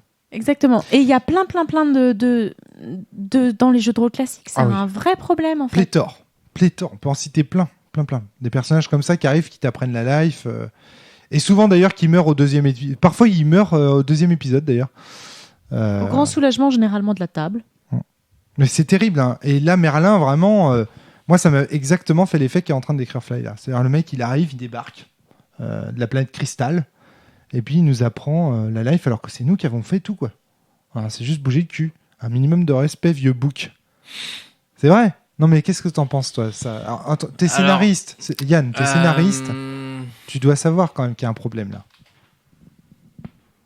Bah, déjà, la campagne du souffle, elle a un problème parce qu'elle est conçue en fait de manière ouverte, donc tu peux choisir l'un des choix ou soit l'autre.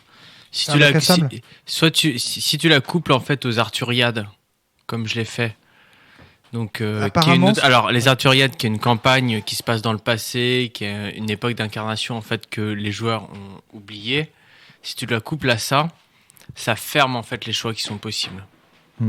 Donc ça crée en fait dans la campagne du Sceau du Dragon comme une sorte de complot en fait.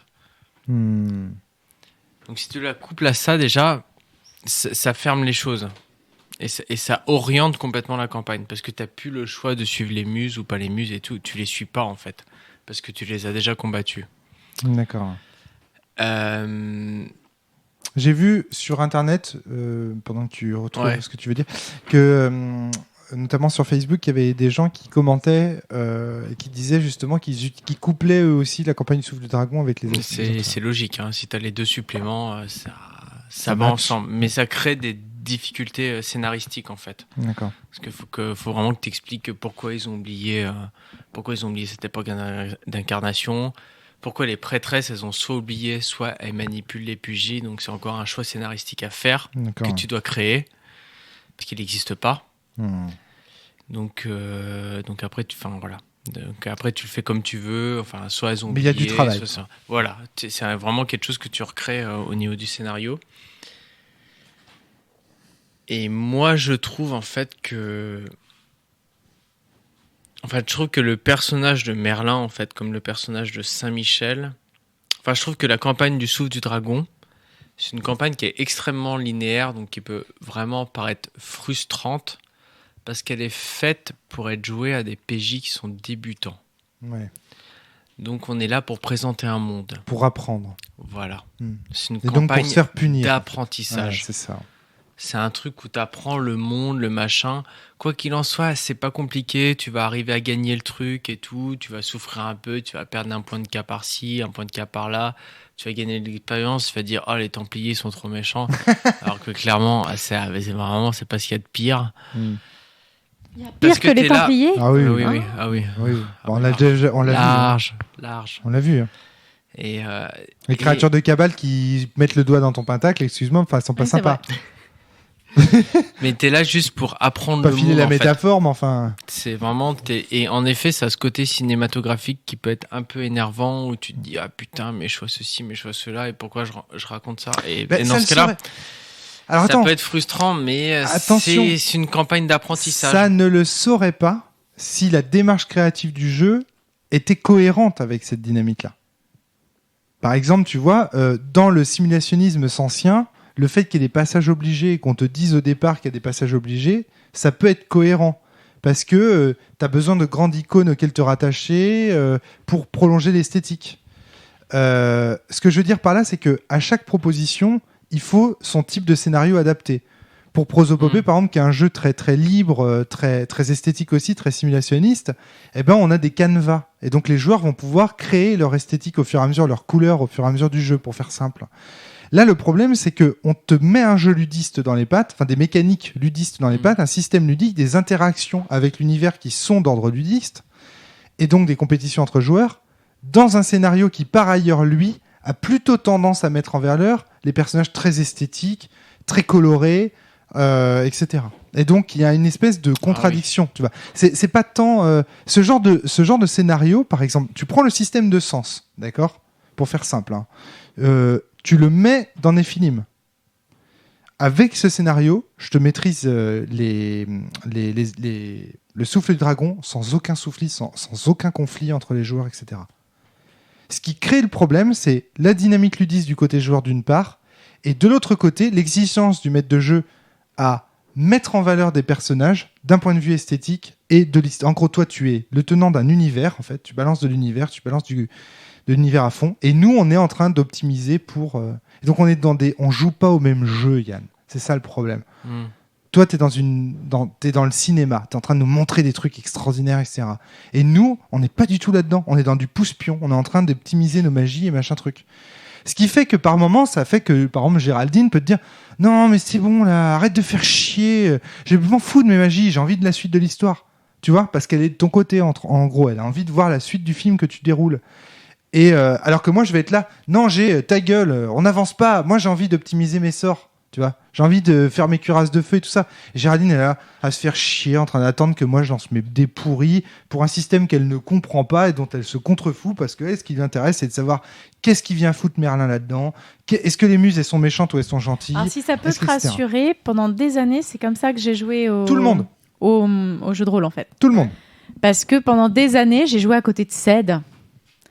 Ced, qui est le plus immonde pouce-pion ludiste que j'ai jamais rencontré. Non, mais ça peut être bon d'être un ponce-pion. Et moi, en fait, j'en avais rien à foutre du système. Je voulais l'histoire, je voulais être classe. Donc, en fait, Ced me disait à côté ce que je devais lancer comme dé parce que de toute façon, je faisais pas l'effort de me rappeler parce que j'en avais rien à foutre. Et que lui, il passait des putain d'heures à jouer, à faire regarde, j'ai 90 en machin et tout, et j'en avais rien à foutre. Et moi, je faisais monter mon perso en dépit du bon sens. Spéciale dédicace pour toi, Ced. Le podcast est dédié. Et voilà. Et pendant des années, du coup, moi, j'ai joué comme ça. Tu dis Ced, mais on a eu les mêmes problèmes avec Karim. Et ce qu'il faut voir, c'est qu'on est tous l'emmerdeur de quelqu'un. Je pense que eux, ça devait les faire chier à Agone quand je faisais des scènes avec les gens de ma caravane. Oui. Complètement, Ouais, c'est ça, t'as tout compris. Et eux, ils me faisaient chier quand ils faisaient des scènes d'investigation en regardant sous les oreillers s'il n'y avait pas des indices. Ça les faisait pas forcément chier. Mais par exemple, je te cite un cas dans Néphilim, parce qu'on parle de. Je voudrais bien qu'on parle de Néphilim et pas toujours revenir à ces campagnes d'Agon qui vont devenir mythiques, hein, parce que je crois qu'on en parle dans tous les podcasts de la cellule, comme ça c'est simple. Non, parlons de Néphilim. Moi, par exemple, Flavie, quand je te voyais faire des actions sans prendre de sécurité magique, sans faire des sorts avant, etc., je pensais dans ma tête, non mais elle est débile, non mais elle va droit dans le mur, elle va être sanctionnée, il va lui arriver une merde parce qu'elle fait n'importe quoi, elle optimise pas. Non. Quand par exemple, je te disais attention, réveiller les Omphalos, c'est peut-être dangereux, et que toi tu me disais mais on s'en fout, c'est le scénar, allons-y. Je me disais mais putain, mais Fly, mais non quoi, tu joues pas ton jeu là, Et ben voilà, c'est un typique. Là on était dans un conflit, moi j'étais dans du ludisme, elle dans du simulationnisme ou pas. Tu vois, mais ce que je veux dire, c'est tantôt c'était l'inverse.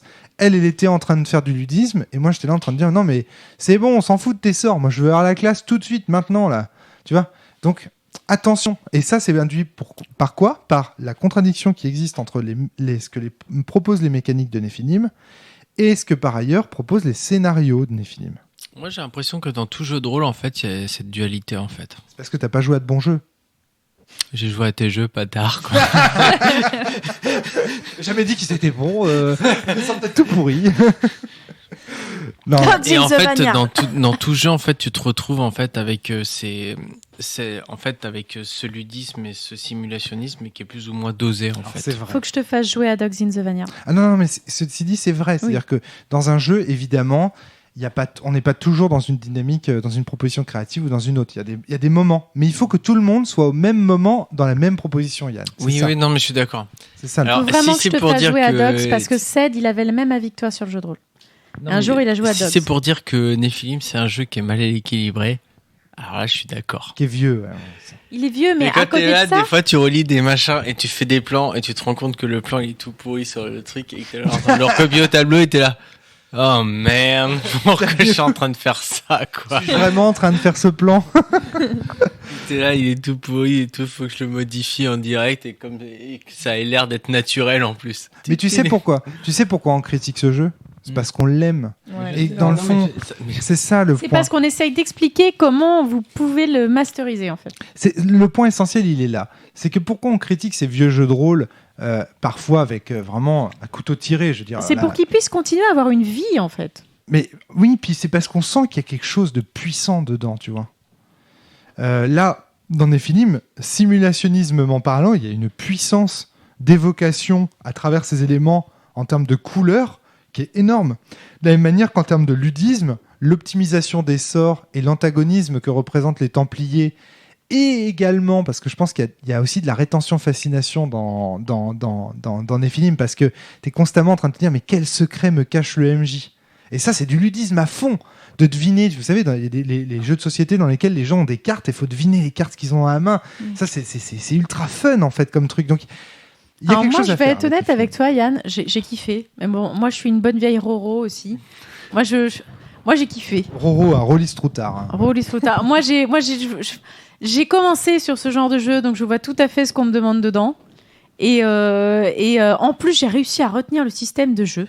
Ce qui était pas forcément un truc que c'est la première fois que ça t'arrive, non ? C'est la première fois que je suis celle qui retient le système où on me demande et je sais répondre. Genre, mon Dieu, c'est fou. Et en fait, j'ai kiffé. J'ai adoré la cabale, j'ai adoré être cabaliste, j'ai adoré faire... J'ai adoré. Alors ça, c'est vrai qu'on peut peut-être passer à la conclusion un petit peu sur Néphilim. Au final, cette campagne, Le Souffle du Dragon, Géraldine, après tous les déboires des premiers scénarios où tu as eu du mal à jouer et tout ça, est-ce que tu es contente, d'avoir fait du jeu de rôle, d'avoir fait cette campagne ? Avant de t'endormir. Oui, pardon. Bah oui, je suis très contente. Après, j'ai pas de point de comparaison, mais moi, c'est quelque chose qui m'a vraiment plu, qui m'a vraiment touchée et qui me correspond dans le sens où c'est des questions métaphysiques que je me pose, le fait d'occuper un corps, machin, tout ça. Donc voilà, c'était D'accord. Ouais, tu te sens parasite de ton propre corps, Géraldine. Je me sens pas parasite de mon propre corps. C'est très personnel. Là, oui, tout à fait. Mais le jeu de rôle est un jeu qui oblige à parler de soi. Mais c'est intéressant. Enfin bon, bref, je vais pas te demander de me décrire tout ça, mais voilà. Donc intimement, tu as été un peu bouleversé, on va dire, par C'est le média jeu de rôle qui a fait ça ou la campagne en elle-même? Ça, tu sais pas. Non, c'est le média jeu de rôle, je pense. D'accord, ok. Intéressant. Donc au final, très positive. Tu referas du jeu de rôle? Bah ouais, carrément. D'accord. Yann, je te ferai jouer à Dogs. Je te ferai jouer à Dogs. Ça marche. Yann, tu referas du jeu de rôle ou pas après? Non, c'est fini, quoi. On t'a trop saoulé à râler pour avoir trop plus de saoulé, pecs. quoi. Surtout pas pour des grincheux comme Et d'ailleurs, vous. vous aurez pas de pecs ce soir. Je tiens à vous le dire parce qu'on n'a pas fait les pecs avant tu sais que j'y avant que ce pensais, podcast. j'y Vous pensais. en aurez rien du tout, bande de bâtards, quoi. Ça fait 2 heures que vous me pétez les murs, on a parlé dans ce putain de micro, quoi. Je vous hais. Donc voilà. Et tu vois, ça Mais aussi. j'ai fait un succès critique. T'auras rien du tout. Encore la Ah non, preuve mais que non, on est bien dans un jeu ludiste, c'est que la tension portée au pecs, quoi. C'était hyper important. Moi, j'ai vu Flavie. D'ailleurs, je t'avais jamais vu comme ça. Ah, si je commence de plus en plus à te voir comme ça, à gratter. Non, mais tu grattes, Fly. Là, il y a nouveau, toujours ça. gratté. Elle a toujours J'ai gratté toujours comme ça. gratté. Du Tandagone, ça grattait déjà. Grave sa race. Je dirai rien, mais je sais tout. Ok, d'accord. Je savais pas que tu grattais comme ça. Bien sûr que si. Ça, c'est ultra ludiste. Hein. À Mais- partir du moment où tu grattes. Mais j'ai commencé à ta table et à celle de Ced. Je Ah. vous ai vu gratter, j'ai copié. Écoutez, Ced, il arrivait toujours à gratter plein de trucs avec toi. dans Mon Psy chat, Run. il est horrible. Ça dit horrible, ouais. Il est horrible. C'est le pire que tout. Ouais, il est pire que tout, comme ça. Il est infâme. C'est Il gratte comme Fly. Il râle comme Géraldine. Bonjour, je suis Ced. Ah, ça va, j'ai pas de temps à râler que ça, quoi. C'est vraiment son podcast. Hein. Il est dédié. Hein. Ce podcast est dédié à Cédric. Je pense On à t'aime. Oh la vache. Mais voilà, globalement, quand même, la campagne s'est bien passée. Yann, à peu près. T'en as chié Bah, au départ. Hein. Je pense que c'est bien passé, ouais. Non, attends. Il a fallu Souviens-toi revenir un des peu premiers sur. scénars. Non, c'est un jeu qui a vieilli. On n'a plus l'habitude de jouer comme ça. Ouais, il a vieilli, vraiment. Faut revenir sur des formes un peu plus simples avec. C'est vrai que au niveau du système de jeu, c'est un peu compliqué et tout. On est aussi plus vieux, on a des vies, donc on n'est pas tout le temps la tête dans nos fiches de personnages. Ouais, ça c'est vrai. Ouais. Donc ça change pas mal de choses. On joue une fois tous les 3 mois, donc il faut un peu se souvenir de ce qu'on a raconté, Ah, ça c'est de clair. tous les trucs et tout. C'est pas aussi évident en fait que quand on jouait quand on avait 20 ans. Ouais, on pouvait jouer toutes les semaines et donc Ouais. on se souvenait des éléments. Mais évidemment, ouais. T'as même Et les on- sorts, les effets des sorts. Moi, je me suis Mais surpris oui. à avoir des sorts que j'avais utilisés 3 fois au cours du dernier scénar. Et je rejoue et là, je revais dans le truc, dans le manuel pour voir ce que ça fait, quoi. Là, on avait pris un coup de vieux quand même. Ah, là, faut le dire. C'est vrai. Mais par contre, il y avait beaucoup plus. Enfin, j'ai vraiment adoré la façon dont on a joué avec le fait de chercher sur Wikipédia, le fait que vous ayez énormément d'infos sur Internet, qui n'était pas le cas avant quand on jouait juste avec des livres. Et qui fait que toi, en tant que maître de jeu, tu es obligé d'être beaucoup plus actif. Parce que t'as pas envie de dire tel élément n'existe pas dans le scénar ou tel élément est l'élément du scénar. T'as juste envie de rebondir sur tout ce que disent tes joueurs en fait. Donc t'es obligé d'improviser, de regarder les choses en même temps qu'eux et de faire comme si ça faisait partie du décorum en fait. Ouais. Toi, en tant que MJ, je t'ai vu en brainstorm permanent. Je t'ai rarement vu autant plonger dans la réflexion. Franchement, dans un scénar, même dans Agone et tout ça, je te sentais pas tant réfléchir. Là, dans les films, j'ai senti qu'on te posait des problèmes parfois où tu étais là. Le regard dans le vague en train de réfléchir et tout ça. Et même dans la surcharge cognitive, c'est-à-dire que quand Géraldine te posait des questions de règles, ou Fly ou moi, d'avoir des difficultés à répondre parce qu'on sentait que tu étais ailleurs. Tu étais en train de réfléchir à des propositions qu'on avait faites et à comment tu allais rattraper le truc et tout ça. Ce qui a pu faire en sorte parfois que Géraldine ou moi on s'énerve un peu contre toi en disant attends c'est notre tour de jouer ou mais laisse-nous parler ou tu vois parce que parfois t'étais tellement dans ta réflexion autour du truc que t'avais du mal en fait à écouter les joueurs tout simplement quoi. Et là on revient à cette énorme masse de travail qui est demandée par le MJ non seulement en amont pour la préparation des campagnes du commerce mais aussi en jeu, c'est-à-dire qu'en jeu te retrouves avec une charge de responsabilité qui est énorme quoi.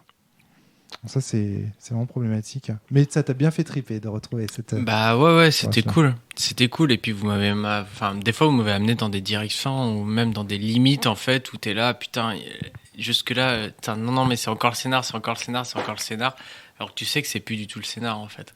Que là, le bouquin, tu peux le fermer, que les joueurs ils sont partis sur complètement autre chose, mais que tu vas leur dire, mais non, mais t'inquiète, on est encore dedans, quoi. Là, on est grave dans le scénar. Moi, ce que j'ai retrouvé aussi dans cette campagne, c'est vraiment tout ce que j'avais ressenti au cours des campagnes que j'ai fait quand j'étais plus jeune, c'est-à-dire au début, on va dire 1, 2, voire 3 scénarios très très difficiles où on est dans le moment où on donne le la dans un orchestre, c'est-à-dire chacun joue de son instrument et l'harmonie n'est pas encore trouvée, on n'a pas encore trouvé totalement la place qu'on occupe dans le cœur du personnage de Géraldine, dans le cœur du personnage de Flavie et également proportionnel, si je veux dire, enfin je sais pas, réciproquement, voilà. C'est ça que j'ai retrouvé et au final, au bout de 3 scénars, ça y est quoi. On est dans notre personnage comme dans un chausson, tout est bon, tout est fait, les relations sont tissées, on sait quoi jouer, comment le jouer. Mais vraiment, moi j'ai trouvé que cette campagne avait été pénible. Notamment les 3 premiers scénars. Et après, dès que c'était lancé, le 4, le 5, le 6, là je trouvais que ça enchaînait bien, qu'on était enfin dans nos personnages respectifs et qu'on avait réglé un peu tous les problèmes aussi mécaniques qui ne sont pas réglés par le système en lui-même, c'est-à-dire quand est-ce qu'on parle, à quel moment on laisse Géraldine parler, à quel moment on laisse Flavie parler, à quel moment on laisse parler, etc. Donc ça, j'ai retrouvé ça et c'est quelque chose que j'avais perdu de vue. Mais c'est vachement important dans le jeu de rôle classique, en fait. Il y a toujours... c'est ça qui est difficile avec le jeu de rôle, c'est qu'on sait que les premiers scénars vont pas être un long fleuve tranquille, quoi. Il y a toujours une période d'harmonisation. Quoi. Ouais. Flavie, donc Néphilim, au final. Moi, j'ai dit, super emballé. Fait, moi. Voilà, t'as bien senti, je pense, Yann. Grave. Moi, mon résumé, c'est ça, quoi. Les plus, c'est le fait de jouer en Bretagne dans cette campagne. Ça, j'adore. Parce qu'on est chez nous. Je suis désolé. Ça fait un très slogan du Front National, ce que je viens de dire. Je retire ce que je dis. Mais bon, bref, c'est très plaisant de jouer dans une Bretagne qu'on connaît. Le fait de pouvoir se mettre ensuite à avoir ça partout. Ouais, voilà, c'est ça. Jouer avec Internet et l'encyclopédie. Ça, je trouve ça génial. La dimension horoscopique du jeu, même si moi, m'a moins touché parce que j'ai développé par ailleurs des jeux qui ressemblent beaucoup. Donc, du coup, j'utiliserai pas l'horoscope de Néphilim pour parler de mes amis, je le sais, alors que j'utilise allègrement le Val ou Sens pour le faire, et c'est normal, parce que tu vois... mais j'adore ce type de jeu, le réenchantement du monde, etc. Et si tu voulais ajouter quelque chose, Yann ? Non. Les révélations finales. Moi, j'ai adoré le dernier scénar. Pourquoi ? Parce que toutes les frustrations qu'on a accumulées au cours de la partie, au cours de la campagne, elles se trouvent résolues par le dernier scénar. Les points de Caïba qu'on a trouvés injustement pris, on les perd. On les perd parce qu'on assiste à l'éveil d'un des nôtres. Les points de K qu'on a injustement parfois perdus, on va les retrouver pour différentes raisons. Parce qu'on a eu la bonne idée au bon moment, parce qu'on a une bonne réflexion. Un truc que j'ai adoré dans Néphilim et qui résume bien le jeu en général, c'est à un moment donné, je suis mort. Dans la plupart des jeux de rôle, perdre un personnage, c'est quelque chose de terrible. Là, dans Néphilim, c'est trop cool. Quand j'ai perdu mon premier simulacre et que j'ai eu cette occasion de me réincarner dans un autre corps, loin de vivre ça comme une frustration, j'ai vécu ça comme une renaissance en fait. Et j'ai adoré. Et Néphilim, si je devais le résumer, je dirais que c'est ça. C'est un jeu où vous allez souffrir, mais de toute façon, à un moment donné, les souffrances que vous avez accumulées vous auront permis de gagner davantage de secrets, de progresser et donc de prendre beaucoup plus de plaisir.